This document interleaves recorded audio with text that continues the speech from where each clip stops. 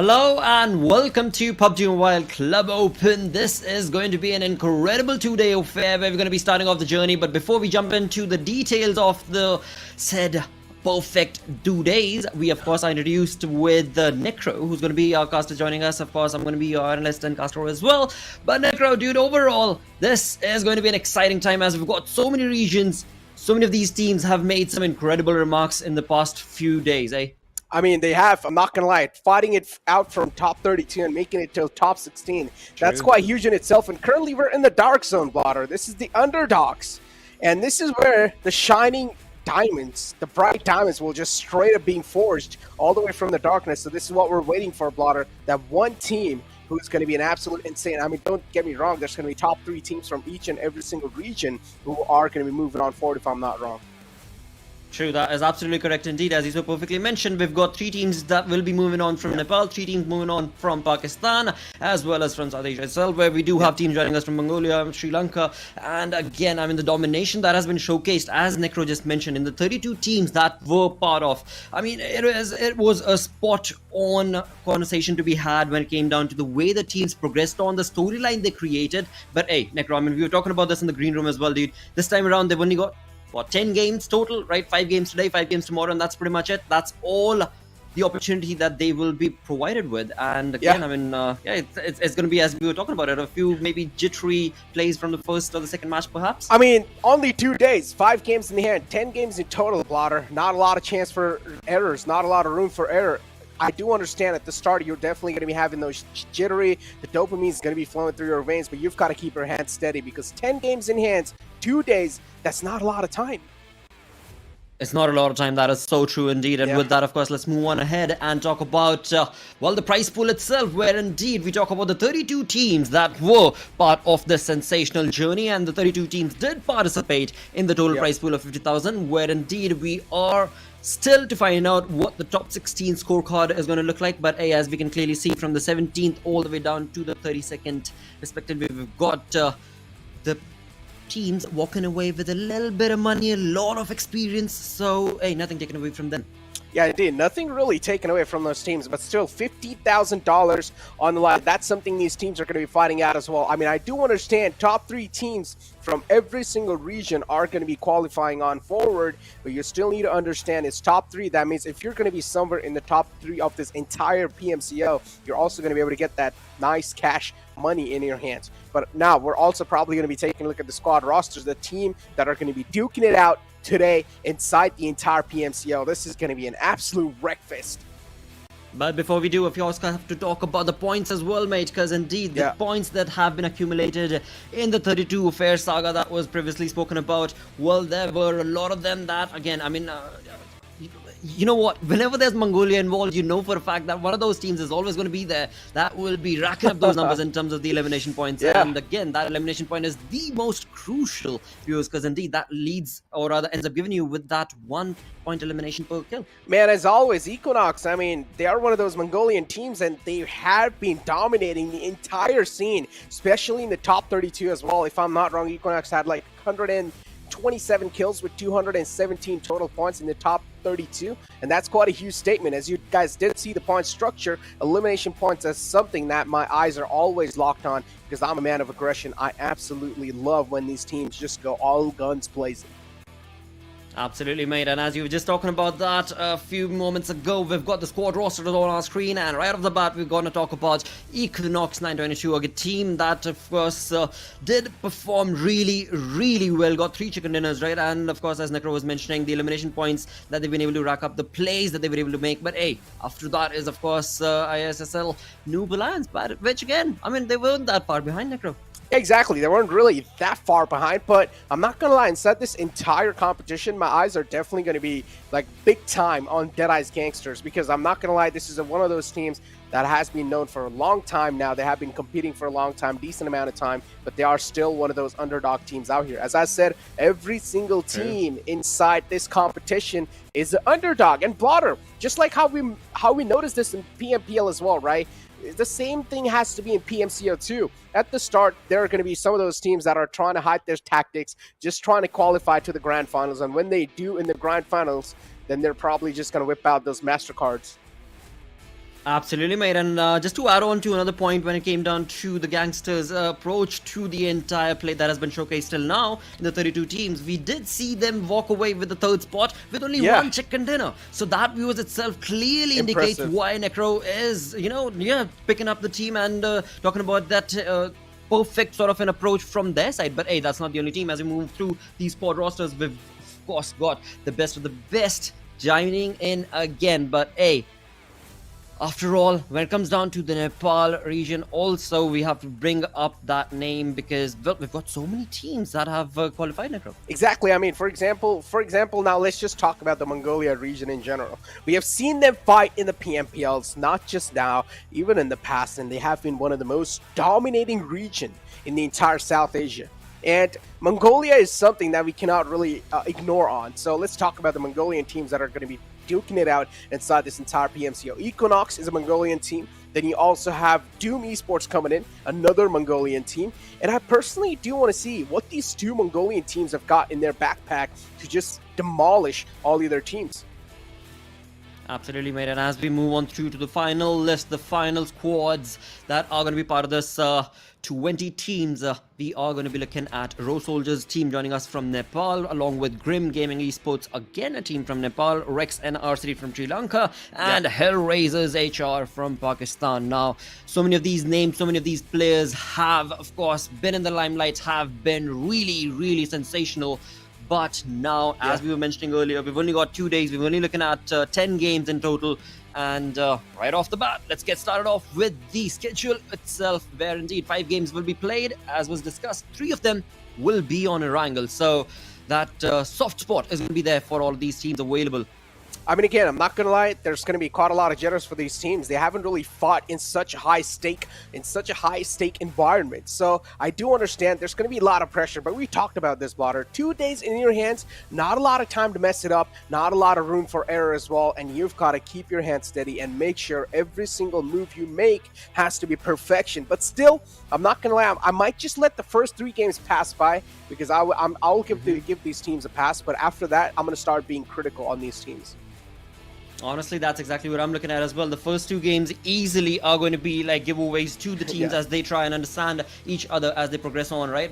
But after all, only 10 games, so you can only give them, or rather teams themselves can only give themselves that much headroom, to play around with when it comes to a 2-day affair. And they need to bring it A-level performance from the start itself to be able to just rack on those numbers. And another point that always needs to be mentioned, of course, Necro, in these pre-game segments is the consistency. Right, the consistency is something that we've seen again and again. Teams are not really relying upon or not able to rely upon, but the teams that are, they just keep on rocking and climbing slowly and steadily. They find themselves in the top 3 to the top 1st position as well. I mean, talk about all these stuff, right, Blotter? I mean, now we have to focus on these underdog teams. Now, coming to these underdog teams, we don't exactly know how the playing pattern is going to be. And there's going to be so much problem for these teams as well to study themselves.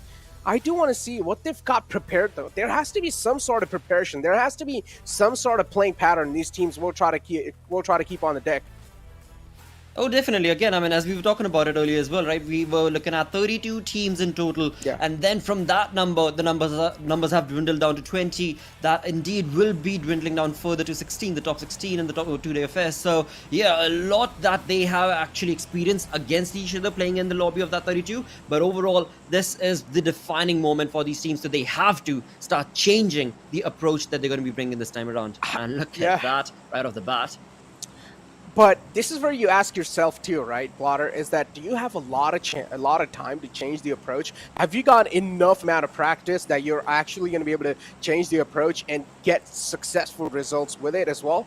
Because sometimes sticking to the basics has to be the strategy to go as well, especially those small sort of events where you only have 2 days to play around with. Unless if you have a lot of time to play, unless if you're a lot confident in your firepower as well, then you can try and implement some new strats around it.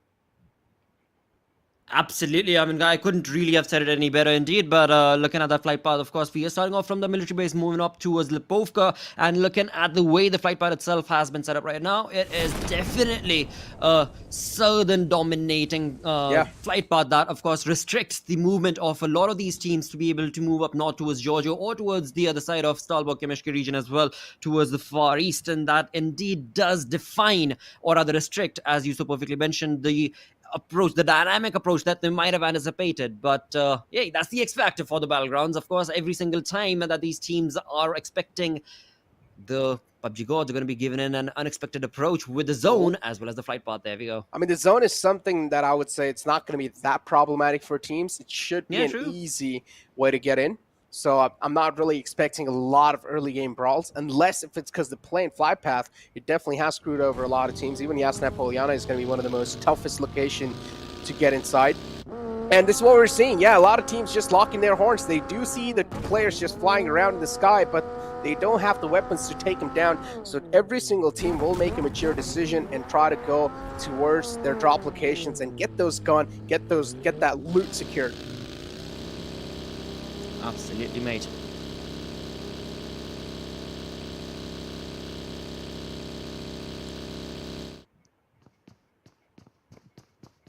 As we do have BY7 and Grim right next to each other. Sujal. I mean, still there is a decent amount of distance between them, but the problem is BY7, they cannot really afford a man all by himself in that territory because it's now an enemy territory. And considering he's all by himself between a pack of hyenas, it's going to be tough to survive that one.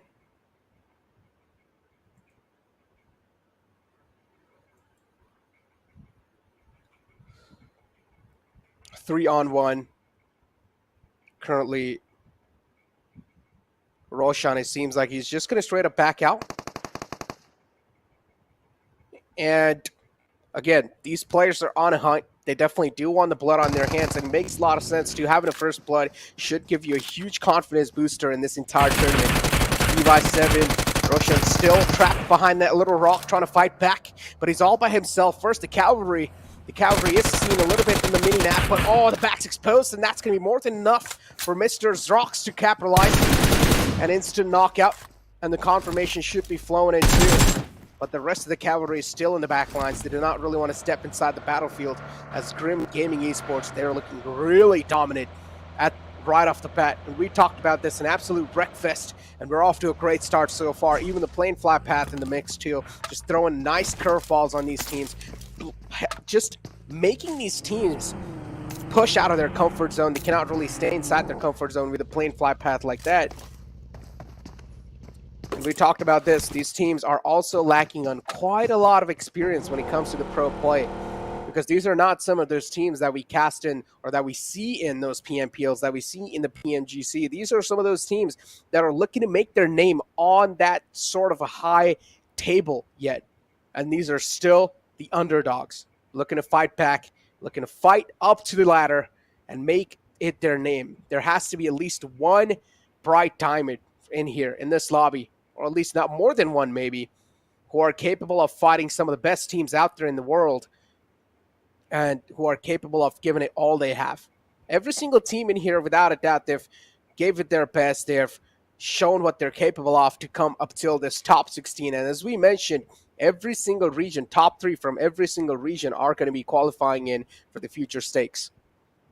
Circle, the first circle still on our screens. And yeah, every single team, as we were talking about this, they're going to try to go towards their drop location, secure their loot, some safe amount of loot, and then maybe try and traverse inside the next zone. But for now, these teams are just waiting for the next circle to hit the deck, and that's when they will try to make a nice navigation around the area. Roar 2 on the Gatka side. Nothing much to worry about.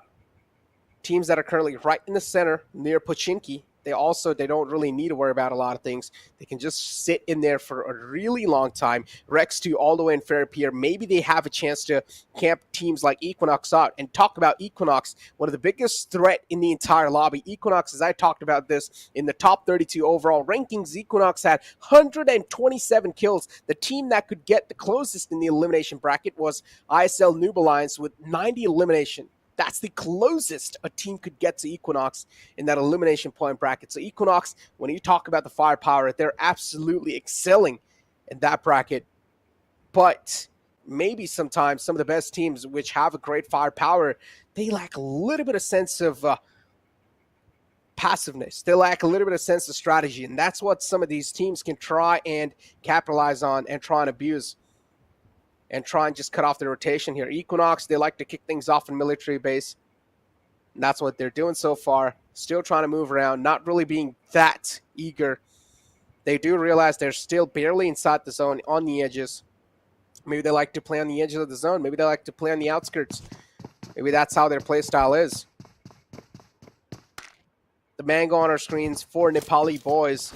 I'm pretty sure Nepal region will have a lot of their eyes locked on these teams. If I'm not wrong, there's quite a lot of Nepali teams in here. Yep, there's 7 Nepal teams currently playing inside this entire competition, and it's quite a huge number in itself. A huge fan base, too, from that region in general, so they've got a lot of eyes just locked onto them. A lot to prove for these teams, a lot to prove for these players in general, but not a lot of experience to back it up. But if I talk about Deadeye's Gangster, they definitely are one of those teams that have played in such high stakes in the past too, and they are one of those teams that can excel in these stakes as well. We have seen players like Sean coming in the past too. He has had a lot of experience. He has played a lot of tournaments in the past as well, so those type of players definitely do help out a team in making some of these top numbers for at least the overall rankings. Brilliance was one of those teams that did quite okay-ish actually in the top 16. They had 61 placement points and total points of 115 in the top 32. A decent finish from their side, but still they will need to put on something better if they do want that prize pool at least in their hands. Brilliance, again, as we did mention, 12 matches were played in total from these teams. And a lot to lose. Just 2 days, a lot to lose, a lot of eyes on you, not a lot of room for error. The dopamine indeed is going to be flowing through your veins, but you've still got to keep your hands steady no matter what. And I'm pretty sure these players, some of these underdog players or underdog teams in general, they have some hidden talent. And that's what we're here to find out, which is going to be that, which are going to be those teams that will be able to fight against some of the best teams in the top currently. And you talk about some of the best teams at the top, has to be Stalwart Esports. I mean, the way they dominated the entire SA Championship too, PMPO, SA as well. Stalwart Esports is on a whole nother league. Equinox maybe is one of those teams that is doing really good in the firepower in this lobby. We haven't really seen any other team getting even close to Equinox. Maybe 90 elimination was the closest, which was Noob Alliance. But Brilliance over here in Pachinki, looking pretty comfy so far. Rex too, in front of our screens, and Doom. As I mentioned, at least at the first circle, we're not going to be seeing a lot of action happen. The actual action is going to start later on, and here we go. Talk about the action, speak of the devil. And Nishan already from the side of Deadeye's Gangster, just taking a little bit of shots, just peppering down some bullets in the front. No connections found, but at least that's going to be something that will ship those teams away and show Deadeye's Gangster's presence in the nearby vicinity. Looking to drive around, and you can clearly see the confidence that Deadeye's Gangsters have in this lobby. And makes sense, as I've said, they've had a decent amount of experience compared to all the other teams. Deadeye's Gangsters, they can clearly be one of those teams that will be able to at least stay in the top 3 or maybe potentially win this entire event too. GOZA ESports, Cyclone, just driving around near the bridge. Does realize there's a huge chance that he might just be camped out. Airdrop one's going to hit the deck, and this time it's going to be the MG3, the light machine gun, with a little bit of upgrades if the teams do want to go for it.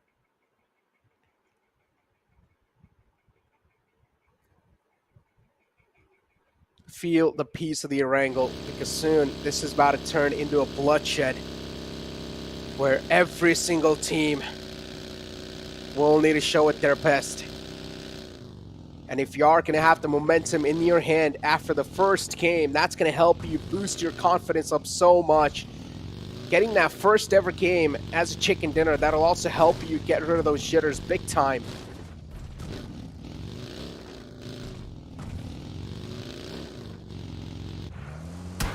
Sundash in front of our screens. Chrome indeed taking a little bullets. We're way too close to enemy territory, but luckily, no casualty, no damage taken yet. Flames 1 Alpha Boy. Around the same area. Including Asha 2. Just trying to eye out the players in the front. Do exactly know there is someone available on top of the hill, but haven't really gotten a clear line of sight yet. Still, though, these teams have positioned themselves surprisingly quite in the open, and there might be a chance that they might just be getting shot in the back.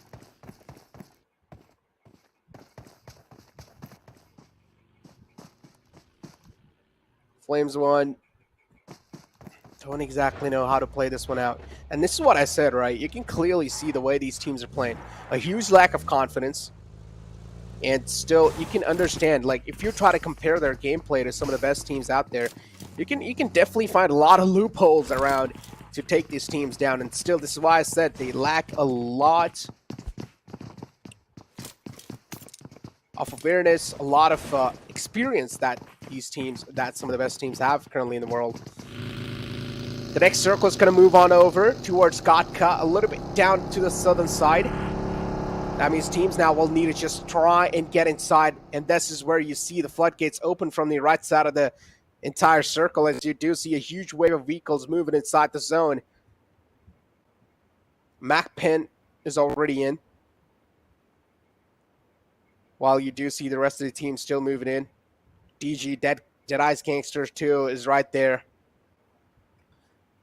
Equinox still trying to make it in all the way from the right side. One of those teams that likes to enter the zone pretty late.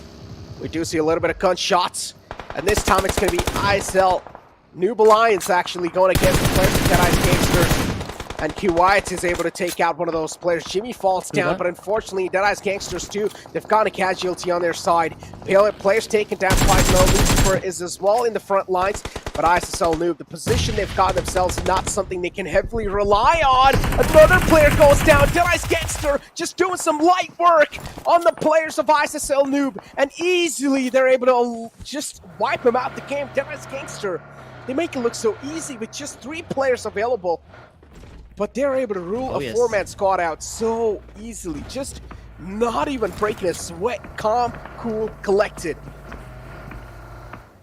Composed, resilient, reliant every single time is what the Gangsters are, of course, known as. And Necro, you pointed out perfectly, dude. And as soon as the game started, this team was on the roll, and that's exactly what they're defining right here in the first game, with, of course, the 4 elimination points, along with the way that they've been able to, progress on to get those 4 eliminations itself is so synergistic, so beautiful to witness. And that's the reason why they were sitting on that 3rd spot, right? I mean, the consistency, talking about the placement points sitting at 91, along with the 89 elimination points that they were able to accumulate in the 32 teams lobby. I mean, yeah, you were so on point. But it seems like the Gangsters themselves have a little bit of an issue going on right here as they try and leave this area where Nixon has been dropped down. And, of course, his teammates, Q-Watt, was not able to really help out.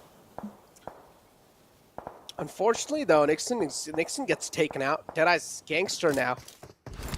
And a little bit of trouble. They will need to try and find a way out of that one.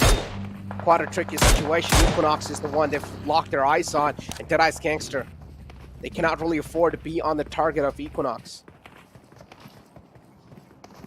Oh, they definitely should not. And again, though, when it comes down to the sheer power of the team of Equinox 992, I mean, we've seen that based on the play that they were able to accumulate for the points that they got, right, in terms of elimination. So 127, that means that every single time that team of Equinox sees a fight happening or hears one around them, they will be pushing on. But hey, it seems like there's a different story to be told right here on the smaller hill, where we do have these 2 taking on some shots against each other. But the biggest surprise of this entire fact is that Sundash has been brought down. The X factor for the team so many times, the flank angle creator, has been dropped down, and this gives Grim Gaming a little bit of a backseat approach along with their position on this hill, which is going to be on the downward slope. Talk about a downward slope, but Grim, a little bit of uphill battle for them to fight this one out. But even you see Power Brilliance, they're not really just straight up moving in. They're taking their sweet little time to try and find out a way to fight this one. Smokes are definitely scattered all across the board in this. But Power Brilliance, they don't just straight up want to book it in and try to get some elimination points because they do realize the grounds are quite open and you might just get shot in the back anytime. Deadeye's Gangsters as well, again, now in the receiving end. Something needs to be done. The position they found themselves in is quite tricky and is quite discomforting, as you do have Roar Soldiers spotting out quite a risky rotation from the side of Power Brilliance and trying to take them down too. It's just mowing down the fields in the front, but no connections, Water.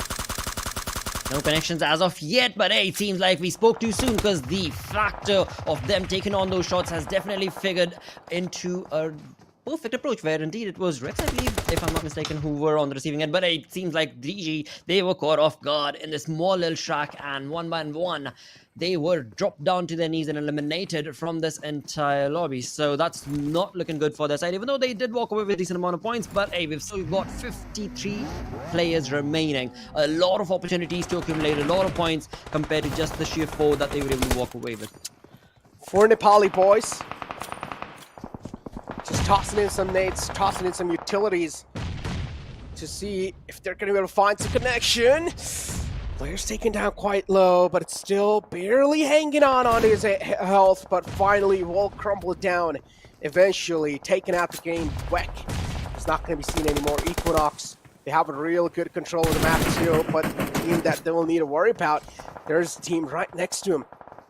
And that's going to be a huge threat for Equinox, and they cannot really afford to be in that sort of a position anymore. And yep, this is exactly what I'm saying. Equinox getting dismantled slowly and steadily. Too many angles to check, and now Equinox, they're kind of confused. Well, Necro, how the tides have turned. It seems like the 32 lobby that this team played against Equinox, that is, their opponents definitely have understood them, and that early aggression that was anticipated from their side was definitely there, but it seems like they were just pushed on a bit too much, and that has pushed them in a very, very weird spot right here in the middle of these 2 teams, in fact 3 teams all around, and they've got no cover to help themselves out with. But along with that, that's not the only thing, right? In terms of the storyline, it's the exact same way the Gangsters were eliminated as well just a few minutes ago, being caught off guard in the open, and then they were just eliminated one by one. But it seems like having the numbers advantage right here in terms of the number of teams surrounding Equinox has helping them out, because they're actually able to utilize this opportunity to still get all of their 4 players survive in and just slowly, low-key bringing in some damage from one side to the other. But yeah, the effort that they're pushing in is definitely valiant, but will it result to them walking out of the situation? At this point in time, it's just time to wrap up elimination points. Players are scattered all over the board. And if you see anyone just proning around and trying to get back to safety, this is your time to take them out easily and get that elimination point secured for yourself. Equinox so far, 1 elimination points. No, they're actually able to recover pretty well too. All 4 players up for Equinox. Looking pretty good so far. We do have 4 Nepali boys spotting out Equinox again. Still applying a lot of pressure on Equinox. Equinox cannot really just peek their heads out anymore. Michael G is just doing such a great job of pinning those players. He definitely is. Yeah.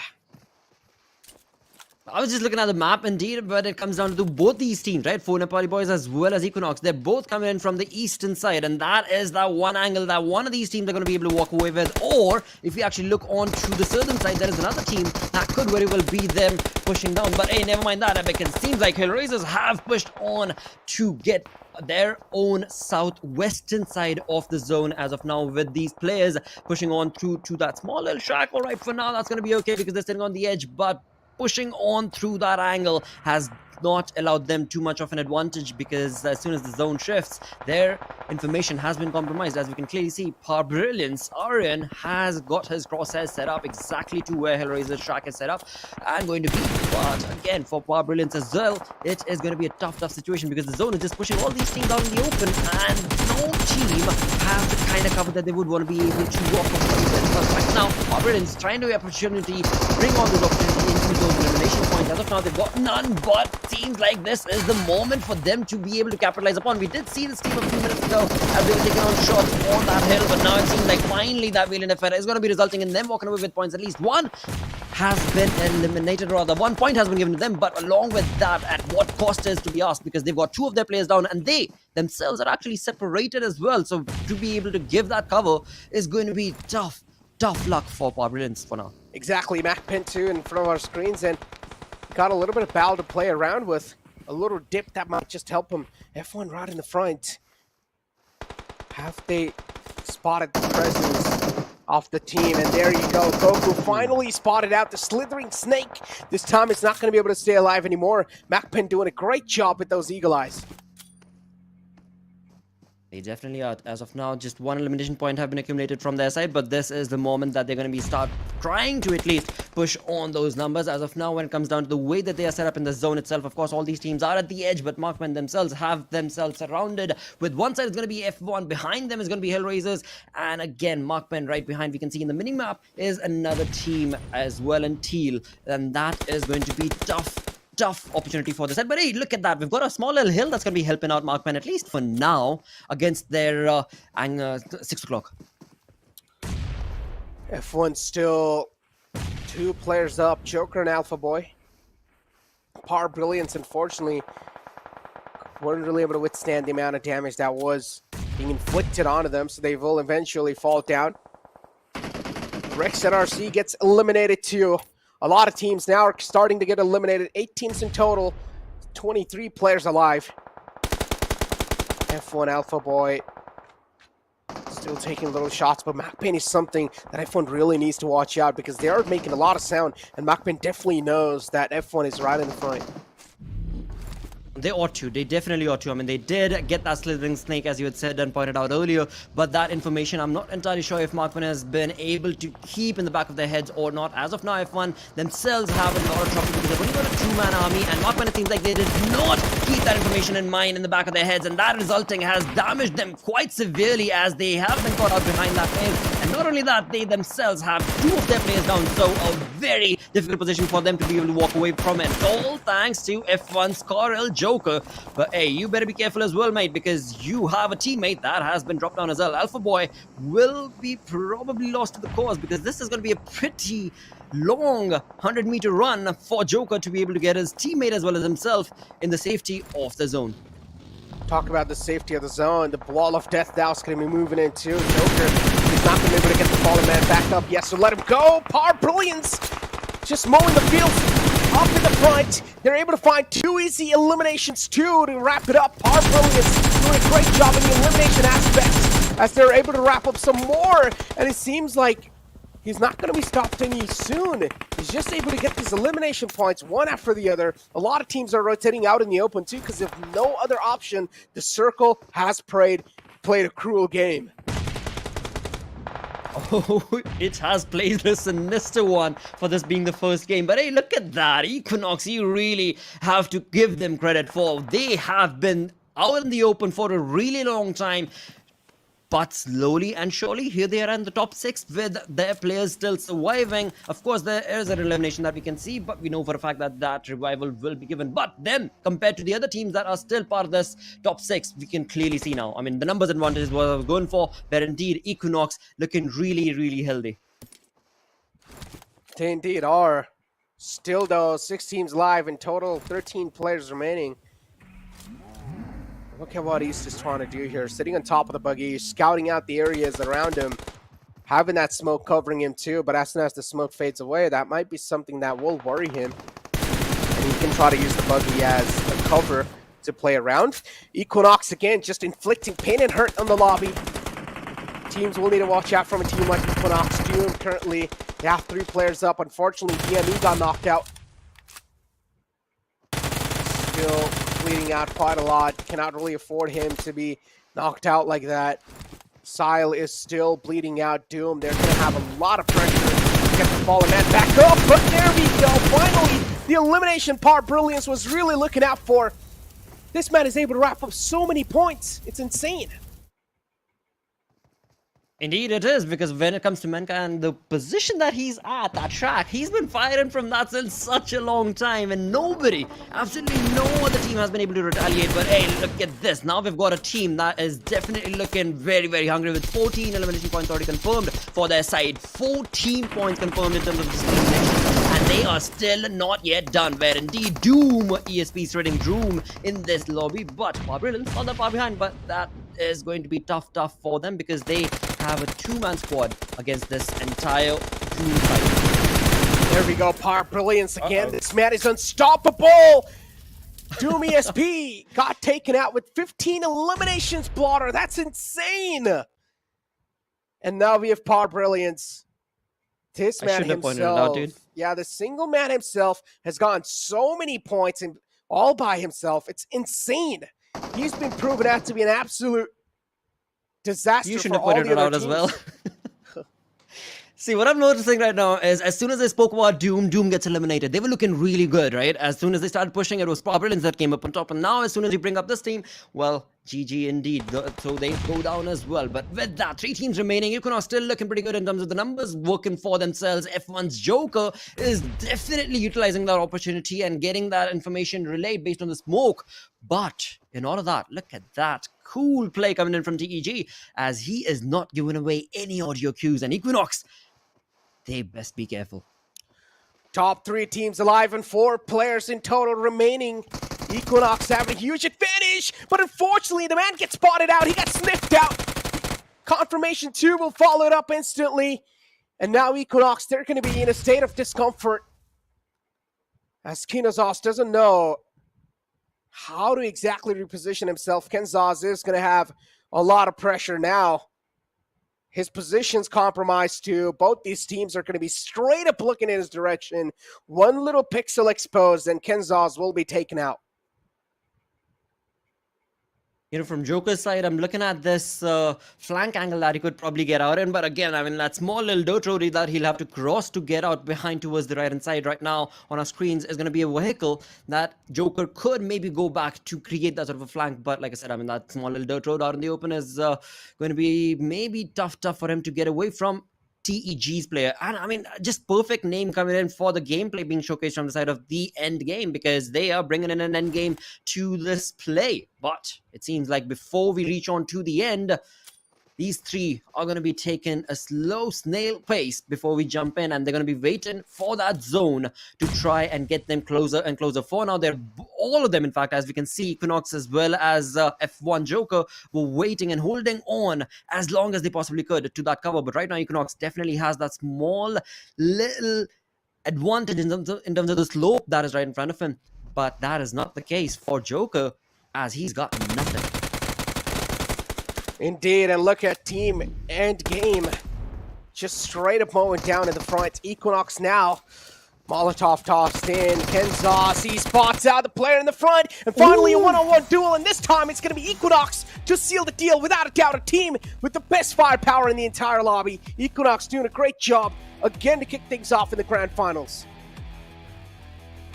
Oh, they definitely are, mate. Look at that. 7 eliminations, total 22 points is what this team's walking away with. But you definitely have to give them credit for the way that they were able to play, because there were so many moments that I honestly thought that, all right, this is probably going to be the end of the play that is being created from Equinox's side. But hey, that's not the case. Their team is very, very resilient, and they have showcased it all over again right off the bat. But again, the lobby is looking like a dominating force. We had Doom walking away with what, 14 elimination points if I'm not mistaken? Yeah, exactly. I mean, 22 points from the side of Equinox. There were quite a lot of teams that have done quite insane. And yeah, as you did mention about Doom too, they had 15 elimination points. And that's huge if you consider, because again, we talked about the jitters, and it seems like Doom, they eat those sort of jitters for breakfast. I mean, don't get me wrong, Blotter. Every single team, even in the higher stakes, even in the PMGC, somewhere down the line, somewhere in the past, they have also been the underdog. And this is the way you start building up a story of the legends. That is definitely true, mate, because that is the play that has been showcased from their side, and this is what they were probably rooting for and getting out for as well against the entire lobby. They have already played against them. They've really figured out the play style that is going to be working for their side, and again, I mean, start putting themselves in that kind of a disadvantageous position is what I would say in the open farms, and then still be able to walk away with the chicken dinner is just definitely commendable, and let's just hope that that continues on for the side of this Mongolian team. Exactly. Let's just hope and let's just cross our fingers that that continues on. But for now, let's move on over to the MVP and let's find out who's going to be the man of the hour, who's going to be the man of the match of the previous one. And of course, has to be one of the players from Doom. And without a doubt, it's AX this time, getting 6 elimination for himself, with also 887 damage secured with the survival time of 24-21, 3 assists and 3 knocks. I mean, Doom Esports, they got an insane amount of points, 15 eliminations. Exactly. That itself is, something to talk about, because when this storyline started for Equinox to be starting to rack up those points in terms of eliminations, I mean, Doom were already sitting at 9 elimination points as they jumped into that open space and still were not yet done. So clearly the MVP towards the right place. But again, I mean, you cannot take away the sheer brilliance being showcased from Brilliance's player as well, right? I mean, from that track, he was he was on top of pretty much everybody as they tried to get into the zone. Exactly, top players in front of us, and again, AX, of course, with the most eliminations. East is right there too with 3 eliminations in his hands, and then you have Joker coming in with. Oh, East actually has the most amount of damage in the entire top players here, Blotter, if you notice. 1,196 damage secured from this man all by himself. While on the other hand, the guy who was the MVP of the previous game only has 887. Equinox, unfortunately, they weren't really able to wrap up a lot of eliminations, but they were able to inflict so much damage. Exactly, and that itself is the most important thing. You know, when it comes to the lobby, as it progresses on from one game to the next, everybody's got those jitters. Even in the end, no matter how experienced you are, there are only 10 games. Now they brought down to 9. So every single game, every single elimination, it ends up hurting you a little bit to the cause. But that indeed, for the side of Equinox, is just, as you so perfectly mentioned, I mean, this team, they are here for just that perfect play. Again, 60, I mean, if you do take a look at the match summary of the entire previous one, and 16 eliminations, of course, with the knockouts at 7-3, and longest elimination of the previous entire game was 315. And look at the total healing splatter of the previous game, 6,548, grenade eliminations, only 2. And this in itself, like, look, Blotter, nothing really taken away from these teams, but this in itself just shows the utility utilization from these teams and how much experience these teams lacks. Because if you do compare these teams to some of the teams that are currently at the top, they usually get so many nade eliminations in the entire game. That's insane, because they prioritize utilities as equal as someone's firepower. And utilities, sometimes they can prove so beneficial to win a gunfight. And this is what I said, every single team, again, don't get me wrong, every single team at a certain point, they were an underdog too. And this is how you build up your story. This is how you try to be one of the best out there. Match rankings of the previous game in front of our screens, and Equinox, of course, leading the entire charts. But what on my mind is just locked on is Doom Esports eliminations. 15 eliminations from the side of Doom Esports. Exactly. I mean, this nobody could have had a better start than the side of Doom East, because you know what? When you start off into a tournament, you want to be the dominating force. You want to be able to showcase that we are hungry for those points. We are going to do whatever it takes, and Doom East did that best. I mean, this is just miraculous, where 15 eliminations and just 6 placement points is what they've got. So, I mean, on the other end, you've got Team Endgame, who came second with 2 eliminations and the 12 placement points. Exactly, and then you also have Power Brilliance, as I did mention, that one solo survivor from the side of Power Brilliance was doing a great job in that survival aspect of the game, with 8 placement points secured, and then also 9 elimination points secured from that team, with total points of 17. And I'm not going to lie, all the teams that are currently in the first page, at least, they have had a decent start. And as I said, I'm not really going to judge things at least off the first 3 games. I'm going to let the first 3 games slip by, and then later on, I'm going to start being really critical on these teams, because as I said, only 2 days to play around with, not a lot of games to mess around, not a lot of room for error. and you've got to take things as serious as possible. Match rankings, the second page is in front of us, and Rex NRC unfortunately got taken out in 9th place with not a lot to finish out with, fallen 5-2 with 0 placement points and 3 eliminations only. Then you have Prime, unfortunately, with 0 eliminations, 0 placement. And that's something that might just hurt a little bit of Prime's mentality, because Team Prime, how many games more left? You only have 9 more games left in your hands, and you've got to make sure you make the most out of it. Dude, look at ISSL Noob Alliance. They're sitting on that 15th position. I mean, this is a team that were second in the 32 lobby, and right now, to start the day off, they haven't had that sort of a play working for themselves with only 210 damage, along with that 1 elimination point. But again, I mean, we did talk about that. You know what? This is going to be the start of the day. First 2 games are going to be the games where a few of these teams are going to be trying to figure out each other and their playstyle. But that's not the case for Doom as well as Equinox, as they've got some incredible towers of their own in terms of the damage graph, in terms of the damage that they've been able to showcase against their opponents. Exactly. I mean, the damage graph over here, Doom Esports is, of course, leading the charts in all the aspects. Equinox, unfortunately, I feel like the position that Equinox had in the entire game, that was something that was really holding Equinox back. But still, Equinox proving that they're not just really good when it comes to the firepower, but they're also really good at making decisions on the fly. And they made the decision to keep their heads down and try and play as safe as possible.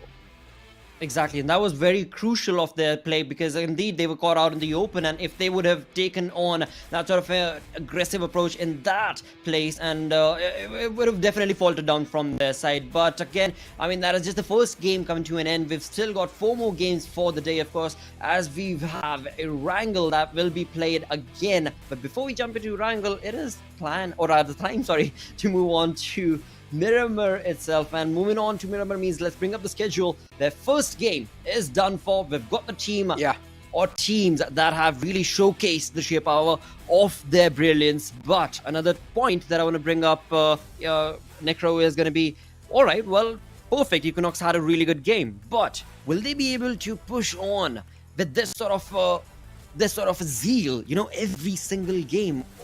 Or do you perhaps think that they're probably going to take it easy on this upcoming map of Miramar? Well, I mean, talk about the upcoming map of Miramar. Indeed, a huge change in the pace for these teams, right? One of the big maps out there, biggest maps out there currently in the entire competitive pool. And now, moving on to Miramar, I want to see how these teams will try to adapt from Wrangle to Miramar, because that's a huge adaptation. And why I'm really pressuring on this point here is because, as I've said, these teams don't really have a lot of experience that they've played in such high stakes. And a little bit of pressure, a little bit of thing that will add a lot of pressure on these teams. There's a chance that these teams might just crumble or crack under that pressure. True, that is very, very true indeed, because every single time that you jump into these matches, there is always, you know, that the buttery fingers, so to say, jittery fingers, as you pointed out earlier as well. And every single game is going to feel like that, because every single time it is a different play style. It is all based on which side is going to be the zone, which side are you comfortable at, and how exactly are you able to, you know, turn those opportunities that are not looking too good for you into your advantage. And that is something that Equinox did so brilliantly in the first game. I mean, Doom, they just had it working for themselves in terms of all the sheer power that they were able to bring in terms of bringing on elimination points. But I've seen this again and again in different regions as well, right? When it comes down to them having to push through select number of days, but so many matches, the perfect approach that these teams are anticipating, it kind of just slowly but surely falls down. You know, first game they've had really well, third game goes really good, and then the fourth one, all right, and the fifth one, it's like pretty much like, all right, I'm done. I want a little bit of a break, but hey, you cannot take a break, because it's all about being absolutely crisp and clear every single time you jump into the battleground. And yeah, talk about breaks, not a lot of time too, so you've got to make it count, man. I'm mentioning this over and over again because you need to understand 2 days is nothing, man. You've got nothing in your hands anymore. It's like these games will just fly away like this. You've got to make every single minute, every single second count. Every single elimination point will count. and even 1 point will count in here, because I've seen a lot of tournaments in the past where that one single point, that one single marker makes a huge difference, and that might just decide who's going to be the glorifying one and who's going to be the loser. Absolutely, and just to add on to that, just talk about it in general, right? Let's talk to the viewers themselves. So for example, if we're just sitting down to have a really good game, even if that one elimination point, that we feel should have been ours, but it's taken away, it hurts, right? And this time around, you're talking about teams and players who, again, I mean, they're just humans just like you and I, so they're sitting there with those exact same emotions heightened. Along on top of that, you got $50,000 on the line, just floating around. High stakes. Exactly, I talk about high stakes getting even furthermore. So yeah, I mean, it always is going to be tough situations that these teams are going to be faced with. But yeah, I mean, that's how you're going to find out which one of these is going to be the best to be able to take on at that first in the leaderboard. But along with that, we're also going to find out the top 16, right? Oh yeah, we already did see the match ranking. So I mean, currently the match in total, I meant, sorry. Oh, I mean, the match I rankings. said in total from the 20. My apologies. I got it. But yeah, I mean, again, we already saw the match rankings. As always, as expected, Equinox is, of course, dominating. They got the chicken dinner, too, with 7 points, 7 elimination points in total, 22 points in the overall 22 points they've gone for, they've acquired. But now, what we saw was Doom Esports starting the day off on 15 eliminations, Blotter. A huge statement from a team like Doom Esports for this entire lobby, that they're here to not mess around, to actually play and show all these teams that what they're capable of.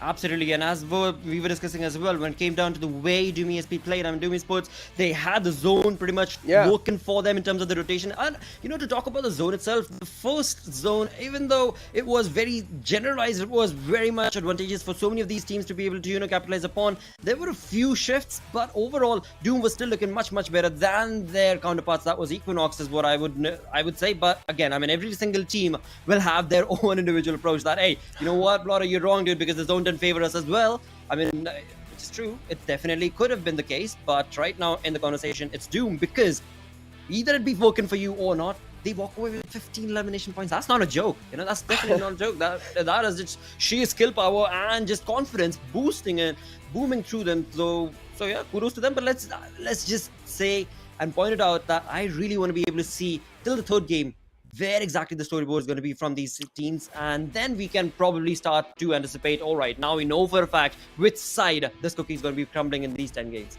I mean, talk about the cookie crumbling. It seems like the cookie is about to crumble soon on the map of Miramar 2, ladies and gentlemen. We're going to be heading inside the deserty islands of Miramar, so without wasting any more time, let's just straight up head inside the map of Miramar, where the plane fly path this time is going to be starting all the way from the top left, if I'm not wrong, and all the way towards El Hazahar.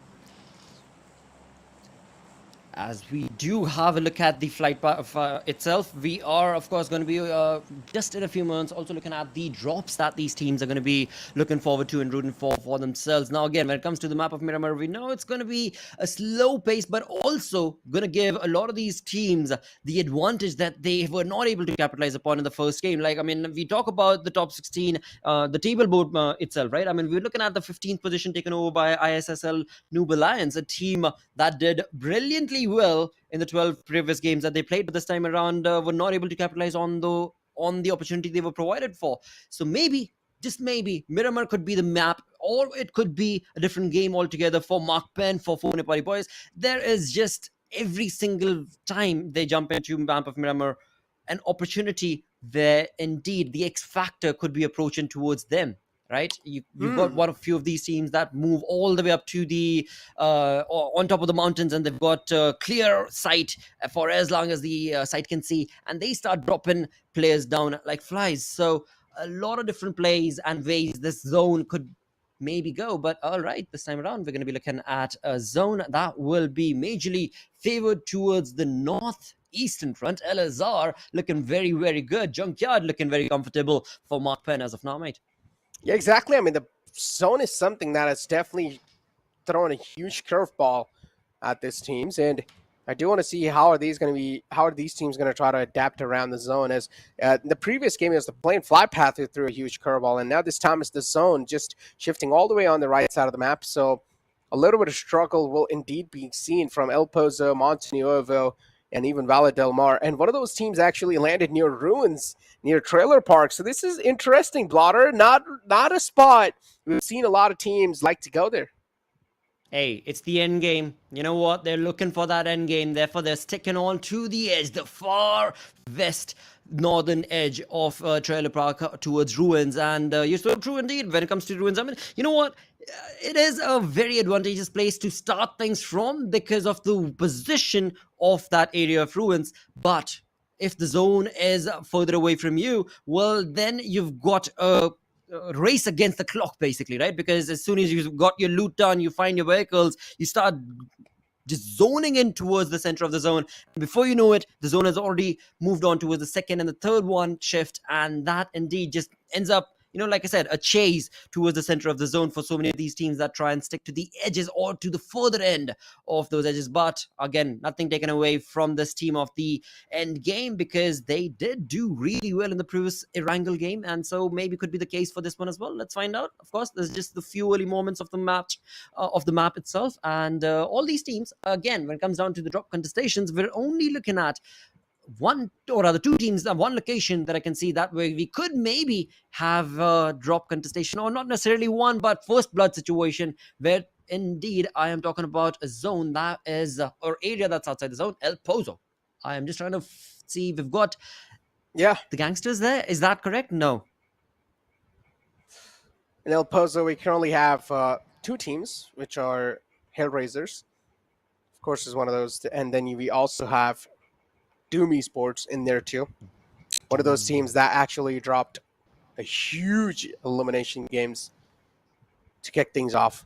So I'm expecting a team like Doom Esports to at least have less jitters compared to the other teams, and including Equinox too, because they were able to get the chicken dinner flowing in their hands. So again, teams that have had a really good game in Erangel, I'm expecting them to have a little bit of more confidence built up. So the teams that are still on the latter half of the board, though, there will be a lot of signs of worry from them.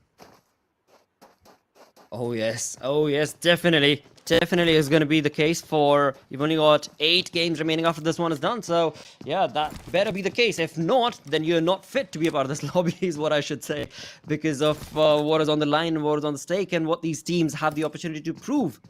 But for now, HellRaisers, as they progress on to get the zone working for themselves, of course, the area is looking pretty secure as it is spread out. And Doom, we only saw one player actually where that was a little closer to the position of HellRaisers, but no sweat for now at all, as these players from Pakistan just push on to take as much of the loot as they possibly can. And same is going to be the case for their counterpart, which is going to be Doom, which I do believe they might have actually spotted each other, but for now it is still looking like a very early situation to anticipate any first blood between these two or any other teams, or not first blood, but like start eliminations, basically start the fights, basically. But that's, yeah, it's the map of Miramar. It is going to be slow. It's just 5 minutes. Looking at Doom and the way that they're progressing on, it's looking comfortable for them. But 2,000 meters, yeah, them boys really need a vehicle real soon, and they better get to it fast. Talk about getting it fast. Teams that are still in the outskirts, they'll need to try and book inside the next zone as fast as possible, or else we always know that making a late rotation can have lots of advantages. And Roar, they get caught off guard this time. It's Noob Alliance just putting in a lot of... Oh, actually hurt and pain. And oh, scratch that. 2 players got taken out from Roar. That means where are the rest 2 players still? 2 players got taken out. Noob Alliance, of course, did a huge damage on those 2, but where are the rest 2 players? Roar getting separated up, and that's something they cannot really afford.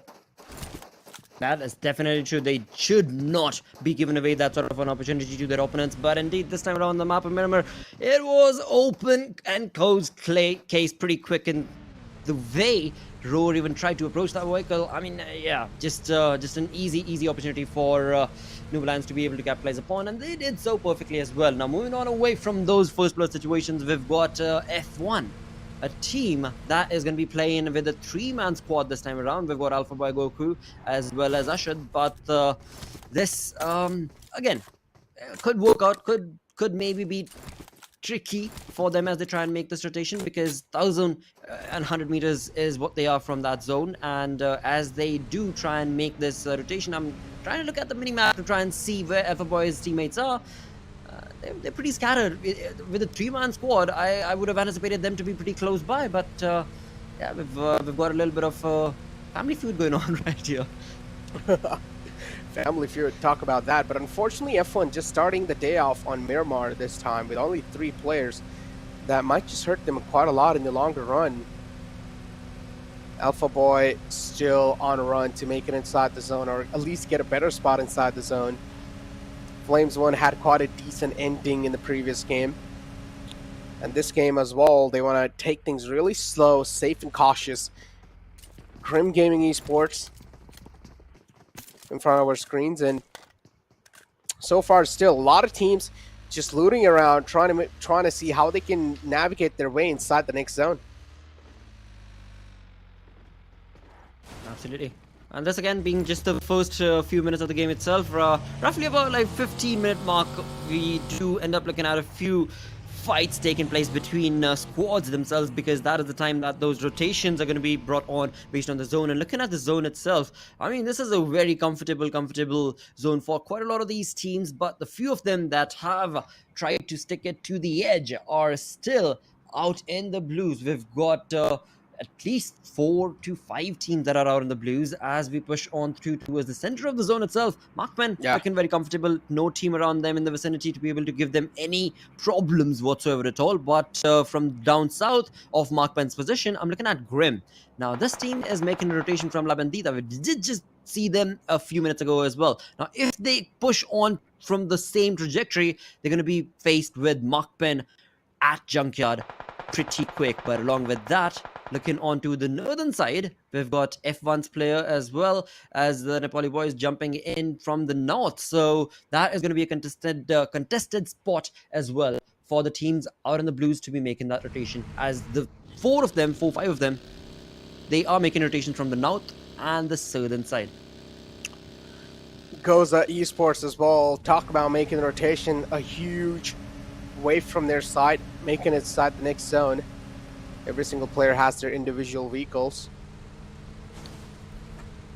GOZA Esports as well. A nice approach from their side, trying to be as safe as possible, maintaining that social distancing from the other team. And again, a safer approach. And this Miramar game has been one of the slowest starts so far in the entire tournament, because in the previous Erangel game we saw action breaking off quite early. Some of those teams or some of those players were unfortunately stepped inside the enemy territory without really knowing, and playing flight path played a huge role in that. But this time we're really seeing these teams taking things really slow, calm, and even maturely. Airdrop 1's going to be on the board, and this time it's going to be the GOZA with a little bit of a great to talk about the action. F1, they've heard me and they're already delivering. Oh, they're delivering for sure. They are just starting and getting warmed up. And along with that, we've got Grim also getting the advantageous position right here, where Sandesh was able to spot the players making a run. And that's going to be Grim's players? No, it is going to be Grim's players actually running out of that position as they have jumped in against the squad of GOZA. And this is going to be tough position for both these teams actually, because Grim's position, as we can see from Sandesh's view, I mean, they have just arrived at this compound, and same is the case for their opponents, but the opponents are going to be inside the compound, whereas for the side of Grim, the positioning is a little grim, but hey, it's too early to predict. Talk about the position. I mean, they've realized there's a team in the front, GOZA Esports. And GOZA will definitely have a huge advantage against Grim if this fight does break out, because GOZA, they're currently playing inside a compound.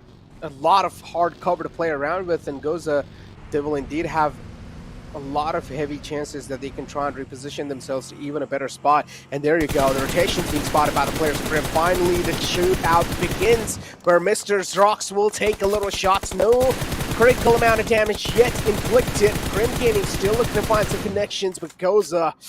They're at least able to stay safe for now. Grim, unfortunately, no elimination points wrapped up, neither any sort of damage inflicted. For now. Again, as you pointed out, dude, I mean, it is turning out into slow-paced game coming in from these teams, but this is the Miramar approach. This is the way that you want to be able to play the map of Miramar, where you slowly, just low-key approach from one compound to the next as you try and get into the comfort of the zone itself, and then towards those 15-minute marker is when those fights are to be predicted and anticipated. As of now, that's where it seems like this game is going to be going towards, as well as we've still got all 16 teams survive, and we're at 12-minute marker.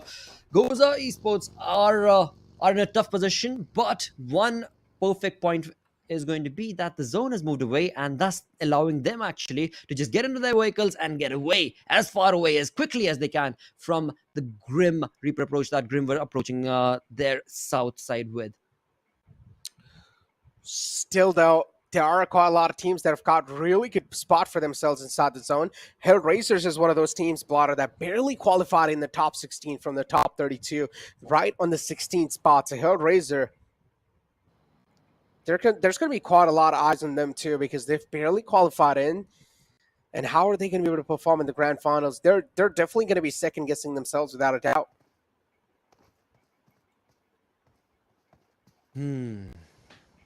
It seems likely. It seems likely to be the case. For now, as you were just pointing out the team, we have them on our screens at El Pozo as they are in the safety of the compound, but hey, right next to them is going to be Rex, as well as they are going to try, and Amir right here, of course, on our screen is going to try and get an opportunity to be able to get some blood started, but MAKPEN on the inside taking on some crucial shots against Equinox's rotation. Yeah, Momo wasn't really able to take out any sort of players in the front. Equinox, unfortunately, one of the players gets knocked out. Valiska taken down quite low from the side of MAKPEN, but he's able to patch himself up. Same thing goes with Momo too, but Momo in a really tricky spot. Equinox, they're going to have all their eyes just lined up onto Momo. Momo, you better back off right now. If you don't, then Equinox will start to engulf you like an amoeba. MAKPEN, though, the rest of the cavalry is there too to try and provide the cover fire. Equinox going for the rest of the fallen men. They're definitely trying, but they're not looking too good. As we can see, East coming in from that southern side of the zone is going to be caught out, and he brought down to almost 10 HP. But hey, still that small little hill and slope is going to be helping out and will allow him to just sneak past, or try and sneak past, as MAKPEN now really need to be careful, as we've got Doku as well as sneaking in from the northern approach of this compound, where MAKPEN now, even though from a few minutes ago MAKPEN had their crosshairs perfectly set up and were looking very, very comfortable in terms of their approach to this fight, Equinox have really played a number on them as they've divided their numbers, right? We've got two players coming in from the southeastern front, western front, and we've got two players right here in front of our screens coming in from the north, where MAKPEN's Plazanga is going to try and stop Equinox's players, but is it a bit too late, or do we have an opening that will be available? Because both these teams, in fact, are looking very comfortable in terms of the numbers, for we've got 4v4 situation between these two. Ken, as you did bring it up, 4v4 situation. MAKPEN! Ooh, sneak! Ooh. Better watch out, the shots are really close, whizzing past right his ears. Cannot really afford to get a headshot on himself, but on the other hand, Doom esports, they actually get a knockout onto themselves, and that's something they cannot really afford. Doom esports down a man. They can try and get a helping hand to the fallen man, but is it going to be that easy of a job? Because currently there's another fight on the board. We do see actually a lot of fights now. This time are starting to break out. Doom is able to get one of the knockouts of the fallen players of F1, and the confirmation will be there too. F1 now down to a two-man squad. They were already in the lobby with a three-player. Well, they definitely were, which has been brought down to a two-man army right now against the players of F1, whereas it was Drex Doom right here on our screens who was able to dominate, but his teammates, look at that, two of his teammates have already been brought down as well, where indeed the revival story is looking pretty tricky for the side of that team. And as we go back to the fight that was taking place between MAKPEN, it seems like that is going to be taking a short turn as of now, as we jump towards Rex's approach this time around. I mean, we're looking at Sashti and his teammates as they had the compound pretty much nailed against the players of HellRaisers, but the numbers advantage is what HellRaisers definitely utilized upon and were able to bring the hurt to the players of Rex and RC. As we can see from the back, they've got Hazen coming in to give that revival. Nope, not going to be allowed, says Doom. Talk about being allowed or not. I mean, so far HellRaisers, They're definitely going to be having a lot of confidence issues in this one. I mean, these are the South Asians just locking their horns against each other, and we do know what they're capable of. The caliber of the gameplay these teams are here to showcase, and Doom Esports, without a doubt, they're able to get one knockout on the players of HellRaisers. Tears is still alive, though, but it's a uphill battle for the players of HellRaisers.